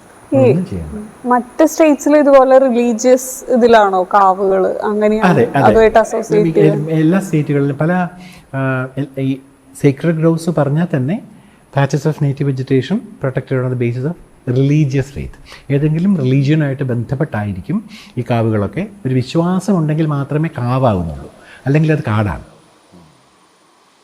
സർപ്പം ഒരു കോമൺ ഇതാണോ ഇന്ത്യയിലെ? ഇപ്പോൾ ബാക്കിയുള്ള നോർത്തിൽ നോക്കുകയാണെങ്കിൽ സർപ്പം എന്ന് പറയുന്ന ഈ കാവുകളിലെല്ലാം കണ്ടുവരുന്ന ഒരു പ്രസൻസ് ആണോ? അല്ല, വ്യത്യാസമുണ്ട്. ഇപ്പോൾ കേരളത്തിൽ പ്രധാനമായിട്ടും 4 തരത്തിലുള്ള കാവുകളാണ് കാണുന്നത്. യക്ഷിക്കാവ്, ഭഗവതിക്കാവ്, സർപ്പക്കാവ്, അയ്യപ്പൻകാവ്. ഈ 4 രീതിയിലുള്ള കാവുകളാണ് പ്രധാനമായിട്ടും കാണുന്നത്. വടക്കൻ കേരളത്തിൽ സർപ്പക്കാവുകൾ കുറവാണ്, അവർ നാഗം എന്നാണ് അതിന് പറയുന്നത്. തെക്കൻ കേരളത്തിലാണ് സർപ്പാരാധന കൂടുതൽ ഉള്ളത്. നേരത്തെ പറഞ്ഞ പോലെ ഖണ്ഡാകർണൻ, യോഗീശ്വരൻ, അങ്ങനെ പല ഡയറ്റീസും അതിൽ ഉണ്ട്. നാഗരാജാവ്, നാഗേക്ഷി, പിലസർപ്പം, അങ്ങനെ പല തരത്തിലുള്ള മണിനാഗം, പറനാഗം, അങ്ങനെ പല ഡയറ്റീസും ഈ കാവുകളിൽ ഉണ്ട്. അപ്പോൾ ഓരോ രീതിയിലുള്ള പൂജകളായിരിക്കും കാവിൽ നടത്തുന്നത്. അത് കൂടുതലും വർഷത്തിലൊരിക്കലാണ്. 100 പാലും എന്നൊക്കെ പറയുന്ന ചില വിശേഷങ്ങളുണ്ട്. അത് അതിനുവേണ്ടി ഒരു വർഷത്തിലൊരിക്കൽ നടക്കും. ആ സമയത്ത് ഇപ്പോൾ സാധാരണ കാവ് പ്രൊട്ടക്റ്റ് ചെയ്യാൻ വേണ്ടിയിട്ട്, കാവ് നമ്മുടെ പരിസരത്തോട്ട് കടന്ന് കയറാതിരിക്കാൻ വേണ്ടിയിട്ട് ഞങ്ങളുടെ വാര്യത്ത് ചെയ്യുന്നത് അതിന് ചുറ്റും ഒരു ട്രെഞ്ച് കുഴിക്കുക എന്നുള്ളതാണ്. ആ ട്രെഞ്ച് കുഴിക്കുമ്പോൾ അതിന് ഇങ്ങോട്ട് കാവ് കടന്ന് വരുന്നില്ല എന്നുള്ളതാണ്. ഇപ്പം ഇങ്ങനത്തെ ഈ കാവുകൾ ഇല്ലെങ്കിൽ ഇപ്പം ഈവൺ ഇപ്പം നമ്മൾ നോർത്ത് കേരളയുടെ കാര്യം പറഞ്ഞല്ലോ, ഇപ്പോൾ അവിടെ ഈ എസ്പെഷ്യലി ആ കാന്താര ഫിലിമൊക്കെ വന്ന പിന്നെ അങ്ങനത്തെ ഇപ്പം തെയ്യക്കോലം അങ്ങനെയൊക്കെയുള്ള ഭയങ്കര ഇൻട്രസ്റ്റ് ഉണ്ട്. അല്ലാത്ത കാവുകളാണെന്നുണ്ടെങ്കിലും ജനറലി പബ്ലിക്കിനൊരു കുറച്ചും കൂടി ഒരു ഇൻട്രസ്റ്റ് ഉണ്ട് ഒരു സബ്ജക്റ്റിനോട്. അപ്പോൾ ഇത് ആക്ച്വലി കൺസർവേഷന് നല്ലതാണോ എന്നവേ, അല്ല കൂടുതൽ അറ്റൻഷൻ കിട്ടുന്ന നല്ലതാണോ പ്രൊട്ടക്ഷൻ, അല്ല ദോഷങ്ങളും ഉണ്ട്? കൺസർവേഷൻ ഏറ്റവും പ്രയോജനകരമായ രീതിയാണ്. കാരണം ഞാൻ നേരത്തെ പറഞ്ഞ പോലെ റിലീജിയസ് ബിലീഫ്സ് വളരെ ഇമ്പോർട്ടൻ്റ് ആണ്. അപ്പോൾ കൾച്ചറൽ ആയിട്ടുള്ള ഇതുപോലത്തെ ഉത്സവങ്ങൾ, തെയ്യം, അതൊക്കെ നടത്തുമ്പോൾ ആ കാവിനെ ആസ്പദമാക്കി അതിനെ ബന്ധപ്പെട്ടാണ് ഈ ഉത്സവങ്ങൾ നടക്കുന്നത്. അപ്പോൾ കാവ് സംരക്ഷിക്കാനായിട്ട് നാട്ടുകാർ പ്രതിജ്ഞാബദ്ധരാകും, അവരെ സംരക്ഷിക്കും. അപ്പോൾ ഈ ആസ്പെക്റ്റും അതിൽ വളരെ പ്രധാനപ്പെട്ട ഒരു കാര്യം തന്നെയാണ്. കമ്പയർഡ് ടു സേക്രഡ് ഗ്രോവ്സ്, ഇപ്പോൾ ഈ നക്ഷത്ര വനം എന്ന് പറയുന്നത് ഒരു പുതിയ കൺസെപ്റ്റാണ്. അത് 27 സ്പീഷീസ് മാത്രമേ നടുന്നുള്ളൂ. അപ്പോൾ പിന്നെ അതിൻ്റെ ഇമ്പോർട്ടൻസ് എങ്ങനെയാണ്? അത് is it helping developing the biodiversity? പിന്നെ മരങ്ങൾ എവിടെ നട്ടാലും നല്ലതല്ലേ? നമ്മുടെ ജ്യോതിഷത്തിൽ പറയുന്നത് ഓരോ നാളിനും ഓരോ മരങ്ങളുണ്ട്. നമുക്കറിയാം, മരമുണ്ട്, മൃഗങ്ങളുണ്ട്, പക്ഷിയുണ്ട്, അതൊക്കെയുണ്ട്. അപ്പോൾ ജ്യോതിഷ വിശ്വാസപ്രകാരം നമ്മൾ വീട്ടിൽ ഓരോ നാളിനും ഓരോ മരങ്ങളുണ്ട്. ആ മരം നമ്മൾ വീട്ടിൽ നട്ടുപിടിപ്പിക്കണം എന്നാണ് പറയുന്നത്. അപ്പോൾ അങ്ങനത്തെ വിശ്വാസം കാരണവും ഇങ്ങനത്തെ മരങ്ങളൊക്കെ സംരക്ഷിക്കപ്പെട്ട് പോയിരുന്നു. എൻ്റെ അച്ഛൻ കോളേജ് പ്രൊഫസറായിരുന്നു, ഡെവിൻസ് കോളേജിലും മഹാരാജാസ് കോളേജിലും പ്രൊഫസറായിരുന്നു, പ്രൊഫസർ NMC വാര്യർ. അദ്ദേഹം ഒരു അറിയപ്പെടുന്ന ജ്യോതിഷിയും കൂടിയായിരുന്നു. പ്രശസ്തരായ ഒത്തിരി പേര് അച്ഛനെ കാണാൻ വരുമായിരുന്നു. അച്ഛൻ ആദ്യം പറയുന്നത്, നിങ്ങളുടെ നാള് ഇതാണ്, നിങ്ങളുടെ വൃക്ഷം ഇതാണ്, ഒരു മരം ആദ്യമായിട്ട് നടുക, അതിനുശേഷം ബാക്കി കാര്യങ്ങൾ നമുക്ക് സംസാരിക്കാമെന്ന് അച്ഛൻ പറയാറുണ്ടായിരുന്നു. അപ്പോൾ അങ്ങനെയുള്ള വിശ്വാസപ്രകാരം ഇങ്ങനെ ധാരാളം മരങ്ങൾ നട്ടുവരുന്നുണ്ട്. ഒരു വിശ്വാസമാണത്. അപ്പോൾ 27 മരങ്ങളായാലും മരങ്ങളല്ലേ വരുന്നത്. ഇപ്പോൾ തമിഴ്നാട്ടിൽ സ്ഥലവൃക്ഷ കോൺസെപ്റ്റ് എന്നൊരു കോൺസെപ്റ്റ് ഉണ്ട്. അപ്പോൾ ഒരു മരം നമ്മൾ കാണുക, പ്രത്യേകിച്ചും വേപ്പ് മരം അല്ലെങ്കിൽ ആൽമരമൊക്കെ ആണെങ്കിൽ അവിടെ ഒരു റബിൾ പാക്കിംഗ് നടത്തുക, അതിനുശേഷം ഒരു ചന്ദനത്തിരി കത്തിച്ച് വയ്ക്കുക, ഒരു ദൈവത്തിൻ്റെ ബിംബമോ ഒരു പടമോ അവിടെ വയ്ക്കുക, ആരതി ഒഴിയുക. അപ്പോൾ ആ മരത്തെ സ്ഥലവൃക്ഷമായിട്ട് സംരക്ഷിക്കുന്നുണ്ട്. അപ്പോൾ ആ മരത്തിന് നാശം വരുവാൻ നാട്ടുകാർ സംരക്ഷിക്കുന്നില്ല. അപ്പം പച്ചപ്പ് ഏറ്റവും പ്രധാനപ്പെട്ട ഒരു കാര്യമാണ്. നമുക്കറിയാലോ, കേരളത്തിൽ വനഭൂമി എന്ന് പറഞ്ഞാൽ 29.6 അല്ലാണ്ട് 29.5% വനഭൂമിയായിട്ടുള്ളത്. പക്ഷേ വനത്തിന് പുറത്തുള്ള പച്ചപ്പ്, അതിൻ്റെ ഹരിതാഭ, ഈ കാവുകളായിക്കോട്ടെ, തോട്ടങ്ങളായിക്കോട്ടെ, മറ്റ് അഗ്രോ ഫോറസ്ട്രി പ്രാക്ടീസസ് വഴി പുരയിടത്തിലുള്ള മരങ്ങളായിക്കോട്ടെ, അതെല്ലാം ചേർന്നിട്ട് 52%-ലേറെ പച്ചപ്പ് നമ്മുടെ കേരളത്തിലുണ്ട്. അപ്പോൾ ഈ നക്ഷത്ര വനങ്ങളൊക്കെ ഈ പച്ചപ്പിനെ സഹായിക്കും. പക്ഷേ അതിൻ്റെ വേറൊരു സൈഡുണ്ട്. ഈ അമ്പലത്തിൻ്റെ ചുറ്റും കുറേ സ്വാഭാവിക മരങ്ങൾ ഉണ്ടാവും. മാവായാലും പ്ലാവായാലും അങ്ങനെയുള്ള ഇതൊക്കെ വെട്ടിക്കളഞ്ഞിട്ടാണ് ഈ സാധനം നടുന്നത്. അത് തെറ്റാണ്. നമ്മുടെ സ്വാഭാവികമായ ഒരു കാര്യവും നഷ്ടപ്പെടുത്തിക്കൊണ്ട് ഒരു പ്ലാന്റിങ് നടത്താൻ പാടില്ല എന്നുള്ളതാണ് ഒരു പ്രധാനപ്പെട്ട കാര്യം. കാരണം അവിടെ സ്വാഭാവികമായിട്ട് വളരുന്ന മരങ്ങൾ ആ പ്രദേശത്തിന് ഏറ്റവും യോജിച്ചതായിരിക്കും എന്നുള്ളതിന് യാതൊരു സംശയമില്ല. ഒരു കാരണവശാലും സ്വാഭാവികമായിട്ടുള്ള സസ്യങ്ങളെ വിട്ടുമാറ്റി ഒരു മരം നടരുതെന്നുള്ളതാണ് ഒരു ശാസ്ത്രജ്ഞൻ എന്നുള്ളതിൽ നമ്മുടെ. ഫോർ എക്സാമ്പിൾ, ഒരു മരം ഇത് ഒരെണ്ണം വെള്ളപ്പൈൻ എന്ന് പറയുന്ന ഒരെണ്ണം, അങ്ങനെ അതൊന്നും ഈ ഒരു ആവാസ വ്യവസ്ഥയ്ക്ക് ഉള്ളതായിരിക്കില്ല. അതൊക്കെ അവിടെ കൊണ്ട് നടുകയല്ലേ ചെയ്യും. വെള്ളപ്പൈൻ സാധാരണ ജലാംശമുള്ള നല്ല മോയ്സ്ചറുള്ള എല്ലാ സ്ഥലത്തും വളരുന്ന മരമാണത്. നല്ലൊരു പ്ലൈവുഡ് സ്പീഷീസാണ്.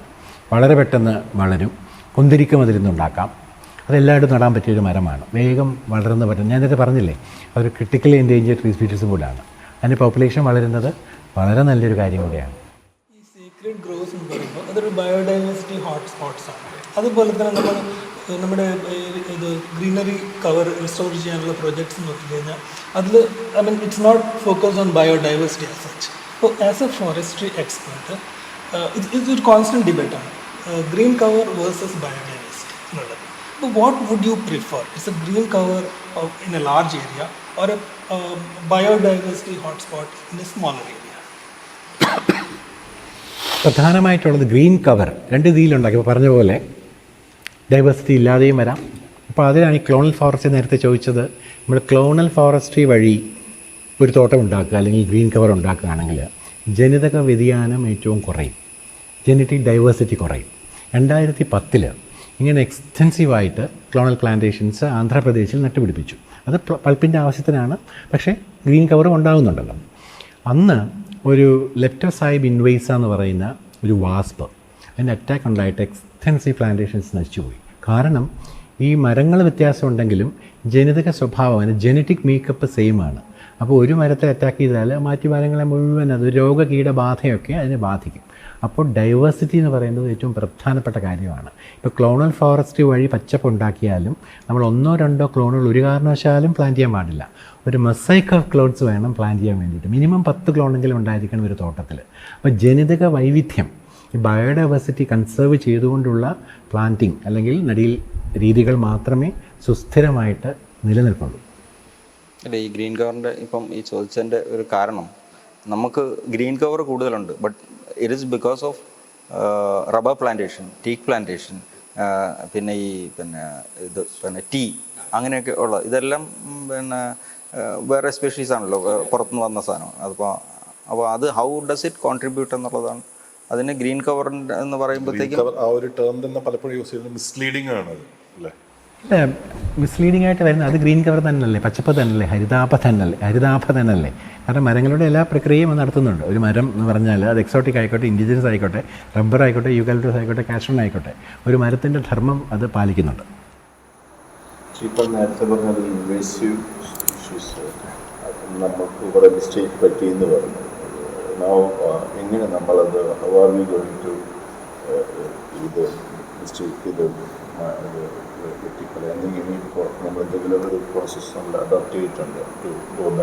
ഞാൻ നേരത്തെ പറഞ്ഞ പോലെ ഈ ബിസെന്ന സ്പെക്ടാബിലിസ് എന്ന് പറയുന്ന അതിന് രാക്ഷസ കൊന്നെന്നാണ് ഇപ്പോൾ പറയുന്നത്. അതിൻ്റെ ഇൻവേഷൻ കാരണം നേരത്തെ 40% നേരത്തെ പറഞ്ഞു. വയനാട് സാങ്ച്വറിയുടെ 40% പോയി കഴിഞ്ഞിരിക്കുകയാണ്. അപ്പോൾ അതിനെ ഫിസിക്കലായിട്ട് എറാഡിക്കേറ്റ് ചെയ്യാൻ മാത്രമേ സാധിക്കുള്ളൂ. ഇത് പ്രധാന ചെയ്യുന്നുണ്ട്.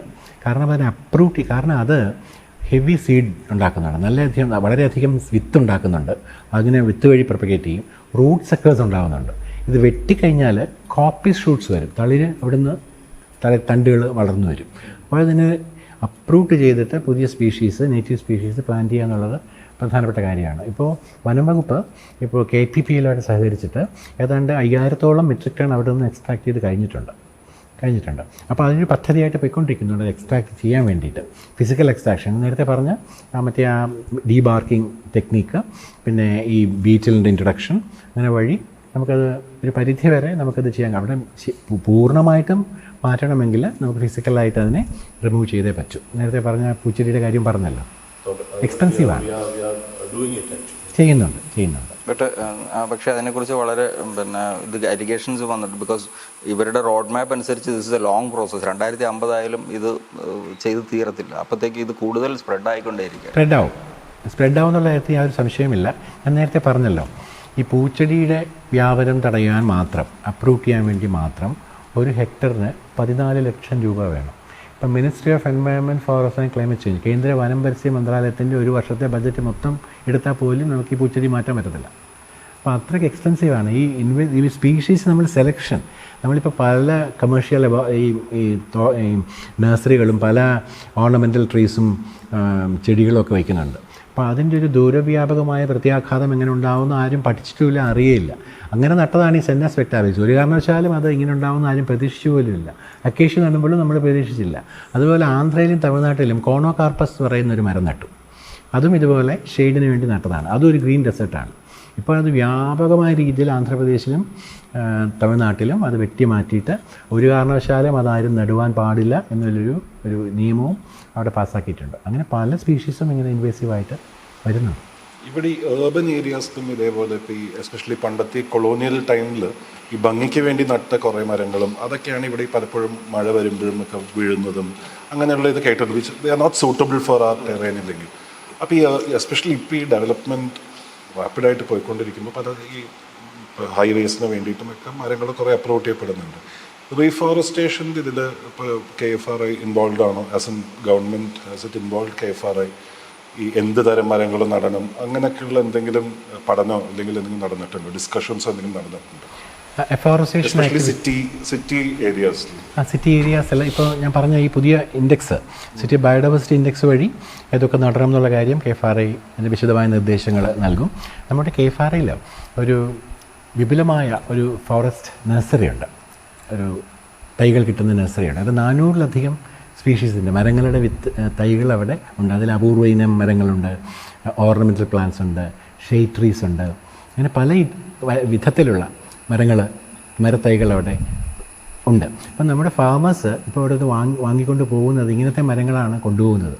പ്രകൃതിക്ക് യോജിച്ചതായാലും അങ്ങനെ ഭംഗിയുള്ള മരങ്ങളും അപൂർവീന സസ്യങ്ങളും അത് നടുവാൻ പല കോളേജുകളും തയ്യാറാവുന്നുണ്ട്. അവിടെ നിന്നൊക്കെ ധാരാളം പേര് വന്നിട്ട് ഇവിടെ നിന്നും നല്ല രീതിയിലുള്ള തൈകൾ വാങ്ങിക്കൊണ്ട് പോകുന്നുണ്ട്.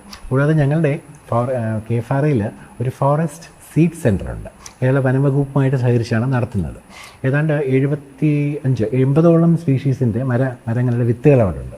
കഴിഞ്ഞ വർഷം 12 ടൺ ഉന്നത ഗുണനിലവാരമുള്ള വിത്താണ് വനം വകുപ്പിനായിട്ടും മറ്റ് ട്രീ ഗ്രോവേഴ്സിനുമായിട്ടും കൊടുത്തത്. അപ്പോൾ അങ്ങനെ ക്വാളിറ്റി പ്രൊപ്പഗ്യൂൾസ് കൊടുക്കുവാൻ KFRI എപ്പോഴും പ്രതിജ്ഞാബദ്ധമാണ്. കൂടാതെ KFRIയുടെ മറ്റൊരു പ്രത്യേകത, ഇവിടെ ഒരു സബ് സെൻ്ററുണ്ട്, വേലുപ്പാടം എന്ന് പറയുന്ന പാലപ്പള്ളി എന്ന് പറയുന്നൊരു സ്ഥലത്ത്. ഏഷ്യയിലെ ഏറ്റവും വലിയ ബാംബു ശേഖരമാണ് അവിടെയുള്ളത്. ഏറ്റവും വലിയ ബാംബു സീറ്റം വേലുപ്പാടത്താണുള്ളത്. 78 ബാംബു സ്പീഷീസ് ഉണ്ട്. ഇപ്പോൾ KFRIയിൽ തന്നെ 28-ലധികം ബാംബു സ്പീഷീസിൻ്റെ തൈകളുണ്ട്. 3 ലക്ഷത്തിലധികം തൈകൾ ഇപ്പോൾ തയ്യാറാണ്. കഴിഞ്ഞ വർഷം ഹരിത കേരളം മിഷൻ ഏതാണ്ട് 1.25 കോടി തൈകളാണ് കേരളത്തിൽ വെച്ച് പിടിപ്പിച്ചത്. അതിൽ 25,000-ലധികം തൈകളും KFRI ആണ് നൽകിയത്. പിന്നെ കൂടാതെ വനവൽക്കരണത്തെ പറ്റി ചോദിച്ചപ്പോൾ നമ്മുടെ പുത്തൂരിലുള്ള തൃശ്ശൂർ സുവോളജിക്കൽ പാർക്ക്, അതിൻ്റെ വനവൽക്കരണത്തിന് പ്രത്യേക രീതിയിലുള്ള ആവാസ വ്യവസ്ഥ തയ്യാറാക്കുന്നതിന് വേണ്ട സാങ്കേതിക സഹായവും പ്ലാന്റിംഗ് മെറ്റീരിയൽസും കൊടുത്തത് KFRI ആണ്. KFRIയുടെ സാങ്കേതിക സഹായത്തോടെയാണ് ആ സോൺസൊക്കെ, ഇപ്പോൾ silent Valley zone, African zone, അങ്ങനെ മാംഗ്രൂവ് സോൺ, അങ്ങനെ വിവിധ രീതിയിലുള്ള സോണുകൾ, വിവിധ മൃഗങ്ങൾക്ക് ചേരുന്ന സോണുകൾ, മുളങ്കാടുകൾ, അതൊക്കെ നിർമ്മിച്ചത് KFRIയുടെ സഹകരണത്തോടെയാണ്. സാർ, ഇപ്പം റോഡ് ഡെവലപ്മെൻറ്റിന് അല്ലെങ്കിൽ ഡെവലപ്മെൻറ്റ് ആക്ടിവിറ്റീസിന് വേണ്ടിയിട്ട് മരങ്ങൾ മുറിക്കുമ്പോൾ അതിന് കോമ്പൻസേറ്റീവ് ഫോറസ്ട്രി വേണമെന്ന് നിയമമുണ്ട്. അത് കൂടാതെ ഈ ജൂൺ 5-ന് ഈ പരിസ്ഥിതി ദിനത്തിന് ലക്ഷക്കണക്കിന് മരങ്ങൾ നടുന്നുണ്ട് എന്നാണ് ഇവിടുത്തെ കണക്ക്. പക്ഷേ ഇതെല്ലാം കൂടെ വളർന്നിരുന്നെങ്കിൽ ഈ കേരളം പണ്ടേ കാടായി മാറുന്നത്. പക്ഷേ ഇതൊക്കെ എവിടെയാണ് പോകുന്നത്? ഏറ്റവും പ്രധാനമായിട്ടുള്ള കാര്യമാണിത്. ഇത് പലരും പറഞ്ഞ് കേട്ടിട്ടുള്ളതാണ്. ഈ വനവൽക്കരണ പരിപാടികൾ, സാമൂഹ്യ വനവൽക്കരണം, അല്ലെങ്കിൽ നമ്മുടെ ഇത് വന മഹോത്സവം തുടങ്ങി പരിസ്ഥിതി ദിനം, ലോക വനദിനം തുടങ്ങിയ പല ആഘോഷങ്ങളുടെ ഭാഗമായിട്ട് നമ്മൾ ലക്ഷക്കണക്കിന് ചെടികൾ തന്നെയാണ് നടുന്നത്. പക്ഷേ മരം നടുക എന്നുള്ളതല്ല പ്രധാനം, മരം വളർത്തുക എന്നുള്ളതാണ് ഏറ്റവും പ്രധാനപ്പെട്ട കാര്യം. ആ ഒരു കോൺസെപ്റ്റ് ഉണ്ടെങ്കിൽ മാത്രമേ ഈ മരങ്ങൾ വളർന്നു വലുതാകുകയുള്ളൂ. ഞാൻ നേരത്തെ പറഞ്ഞു, ഞാൻ IFGTBയിൽ, കോയമ്പത്തൂർ IFGTBയിൽ ഈ ഇൻവെസ്റ്റിൻ്റെ കോർഡിനേറ്റർ ആയിരുന്ന സമയത്ത്, EACPയുടെ കോർഡിനേറ്റർ ആയിരുന്ന സമയത്ത് നമ്മൾ ഈ പരിസ്ഥിതി ദിനത്തിൽ കുഞ്ഞുങ്ങൾക്ക് തൈകൾ കൊടുക്കും. അവരത് കൊണ്ടുപോയിട്ട് പിറ്റേ വർഷം വനദിനത്തിന് അതിൻ്റെ ജിയോ ടാഗ് ചെയ്ത ഒരു ഫോട്ടോ, അത് എത്രത്തോളം വളർന്നു, നിങ്ങൾ പരിപാലിക്കുന്നുണ്ടോ എന്ന് നമ്മൾക്ക് തിരിച്ചയക്കണം എന്ന് പറയുണ്ടായിരുന്നു. അപ്പോൾ ഈ കുഞ്ഞുങ്ങളൊക്കെ വളരെ സന്തോഷത്തോടെ പിറ്റേ വർഷവും അതിൻ്റെ അടുത്ത വർഷങ്ങളിലൊക്കെ ഈ മരത്തിൻ്റെ ചെടി അതിൻ്റെ ഫോട്ടോ എടുത്ത് നമുക്ക് അയച്ചു തരാറുണ്ടായിരുന്നു. അപ്പോൾ ആ കുഞ്ഞുങ്ങളത് സംരക്ഷിക്കുന്നുണ്ടെന്നുള്ളതാണ്. അപ്പോൾ അതുപോലത്തെയുള്ള അവർക്ക് പ്രൈസും കൊടുക്കാറുണ്ടായിരുന്നു. അപ്പോൾ അങ്ങനെ ഈ കുഞ്ഞുങ്ങൾ, അതുപോലെ ഈ കുഞ്ഞുങ്ങൾക്ക്, കുട്ടികൾ, സ്കൂൾ സ്റ്റുഡൻസ്, കോളേജ് സ്റ്റുഡൻസ്, അവർക്കൊരു ചെറിയൊരു ഇൻസെൻറ്റീവ് കൊടുത്തു കഴിഞ്ഞാൽ അത് ഈ മരം വളർത്തും. സാധാരണ പരിപാടിയുടെ ഭാഗമായിട്ട് ഒരു സെറിമോണിയൽ പ്ലാന്റിങ് നടത്തി ഒരു ബോർഡ് സ്ഥാപിച്ച് അതോടൊപ്പം നിർത്തും. മഴയില്ലെങ്കിൽ അതോടെ നശിച്ചു പോകും. കാരണം നട്ട് കഴിഞ്ഞാൽ ആദ്യത്തെ കാലത്ത് എന്തായാലും അതിന് ഇറിഗേഷൻ, ജലസേചനം ആവശ്യമാണ്. വളമൊന്നും ഇട്ട് കൊടുത്തില്ലെങ്കിലും മരങ്ങൾ വളരും. ജലസേചനം, അതിനുള്ള പ്രൊട്ടക്ഷൻ, കാലിമേച്ചിൽ തടയുക, അത് വളരെയധികം ഇമ്പോർട്ടൻസ് ഉള്ള കാര്യങ്ങളാണത്. അപ്പോൾ മരം വളർത്തുക എന്നുള്ള ഒരു കോൺസെപ്റ്റ് നമ്മൾ അഡോപ്റ്റ് ചെയ്താൽ മാത്രമേ ഉള്ളൂ നമുക്ക് മരം വളർത്തി കൂടുതൽ കൊണ്ടുവരാൻ സാധിക്കുള്ളൂ. ആ പ്രോജക്റ്റ് പോലെയൊക്കെ ഇവിടെയും റെപ്ലിക്കേറ്റ് ചെയ്തോളെ ഇങ്ങനത്തെ സ്കൂൾ സ്റ്റുഡൻസിനൊക്കെ യൂസ് ചെയ്തിട്ടുള്ള? ഉറപ്പായിട്ടും നമ്മുടെ KFRAയിലും ഒരു EACP സെൻ്ററുണ്ട്. അതിൻ്റെ പ്രധാന hub KCST, Kerala state council for science, technology and എൻവയോൺമെൻറ്റിൻ്റെ കീഴിലാണ് KFRA പ്രവർത്തിക്കുന്നത്. അപ്പോൾ അവിടെയാണ് ഹബിൻ്റെ കേന്ദ്രം. KFRAയും അതിൻ്റെ ഒരു സബ് സെൻ്ററാണ്. ഈ പദ്ധതി തീർച്ചയായിട്ടും KFRAയിൽ അതിൻ്റെ ആക്ച്വൽ ഹെഡ് പ്രസിഡന്റ് പൊസിഷനിൽ വരുന്ന ചീഫ് മിനിസ്റ്റർ തന്നെയല്ല? അതെ, KCSTയുടെ പ്രസിഡന്റ് ചീഫ് മിനിസ്റ്ററാണ്. ചീഫ് മിനിസ്റ്ററായിട്ട്, പുതിയ ചീഫ് മിനിസ്റ്ററായിട്ട് എന്തെങ്കിലും മീറ്റിങ്ങോ ഡിസ്കഷനോ എന്തെങ്കിലും? ഇപ്പോൾ പ്രീ ബജറ്റിൻ്റെ ഭാഗമായിട്ട് കേരളത്തിലെ പ്രധാനപ്പെട്ട ഗവേഷണ സ്ഥാപനങ്ങളുടെ ഡയറക്ടേഴ്സുമായിട്ട് അദ്ദേഹം ഒരു മീറ്റിംഗ് നടത്തിയിരുന്നു. അപ്പോൾ ഞാൻ പ്രധാനമായിട്ടും ആവശ്യപ്പെട്ടത് ഈ ഇൻവേസീവ് സ്പീഷീസ് മാനേജ്മെൻറ്റിനെ പറ്റിയിട്ടാണ് അദ്ദേഹത്തോട് ധരിപ്പിച്ചത്. അദ്ദേഹം ഇൻഫോംഡാണ്, വെൽ ഇൻഫോംഡാണ്. അപ്പോൾ KFRA ടീക്നെറ്റിൻ്റെ ടീക്നെറ്റ് ഹോസ്റ്റ്, രണ്ട് ഇൻ്റർനാഷണൽ നെറ്റ്വർക്ക് ഹോസ്റ്റ് ചെയ്യുന്നുണ്ട്. ടീക്നെറ്റ് എന്ന് പറയുന്ന അന്താരാഷ്ട്ര തേക്ക് നെറ്റ്വർക്ക്, കൂടാതെ Asia Pacific forest invasive species network, അതിൻ്റെ കോച്ചെയറും ഇവിടെയാണ്. അപ്പോൾ രണ്ട് ഇൻ്റർനാഷണൽ നെറ്റ്വർക്ക് ഇവിടെ പ്രവർത്തിക്കുന്നുണ്ട്. അതുപോലെ KFRA centre of excellence in biological invasion ആയിട്ട് പ്രഖ്യാപിക്കണം. അതിനുവേണ്ടിയുള്ള പദ്ധതി നമ്മൾ രൂപരേഖ മുഖ്യമന്ത്രിക്ക് കൊടുത്തിട്ടുണ്ട്.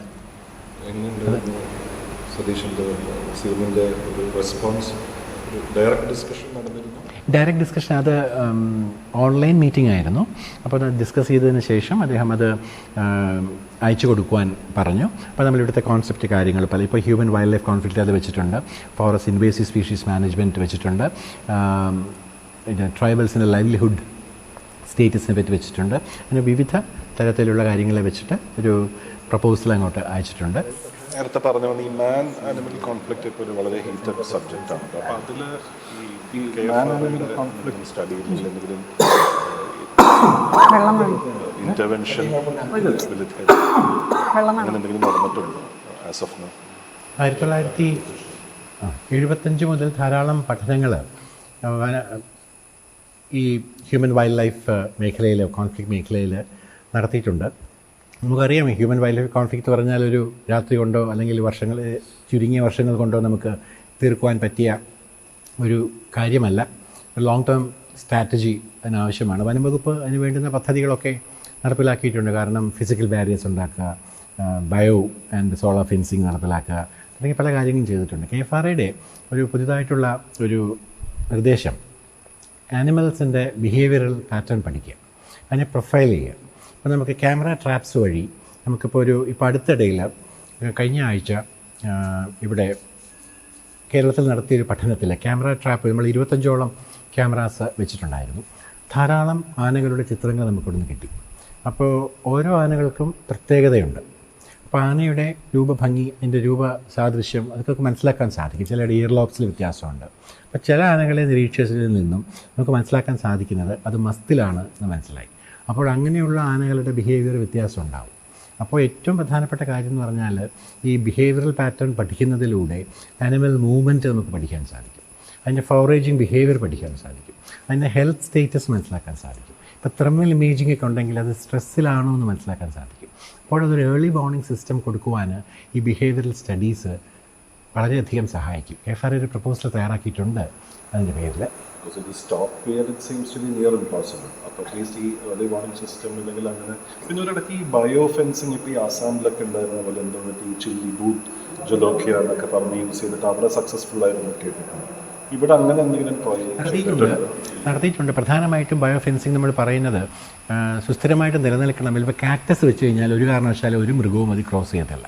അതുപോലെ നമ്മൾ കേട്ടിട്ടുള്ള ഈ സിസാൽപിനിയ സപ്പൻ എന്ന് പറയുന്ന മരമുണ്ട്, പതിമുഖം. അത് നല്ല മുള്ളുള്ള ഒരു ഫാബേസിയ ഒരു പയർവർഗ്ഗത്തിൽപ്പെട്ട ചെടിയാണ്, മരമാണ്. അത് വെച്ച് കഴിഞ്ഞാൽ ഒരു ബയോ ഫെൻസായിട്ട് ഉറപ്പായിട്ടും നിലനിൽക്കും, അതിങ്ങോട്ട് കയറില്ല. പക്ഷെ അതൊക്കെ വളർന്നു വരാൻ സമയം വേണം. വളരെ പെട്ടെന്ന് നമുക്കൊരു സൊല്യൂഷനായിട്ട് നമുക്ക് കണ്ടെത്തുവാൻ സാധിക്കില്ല. കാരണം പല സ്ഥലങ്ങളിലും സോളാർ ഫെൻസിങ്ങും ഇലക്ട്രിക് ഫെൻസിങ്ങും ഒക്കെ നടത്തി വെച്ചിട്ടുണ്ടെങ്കിലും ആന അത് ഓവർകം ചെയ്യുന്നുണ്ടെന്നുള്ളതാണ്. പക്ഷേ ഇത് ചെയ്യാൻ പറ്റില്ല.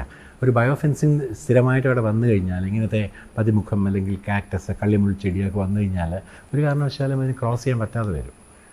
ഒരു ദൂരവ്യാപകമായൊരു കാര്യം വരുമ്പോൾ അങ്ങനത്തെ ബയോ ഫെൻസിങ് വളരെയധികം പ്രധാനമായിട്ടൊരു കാര്യമാണ്.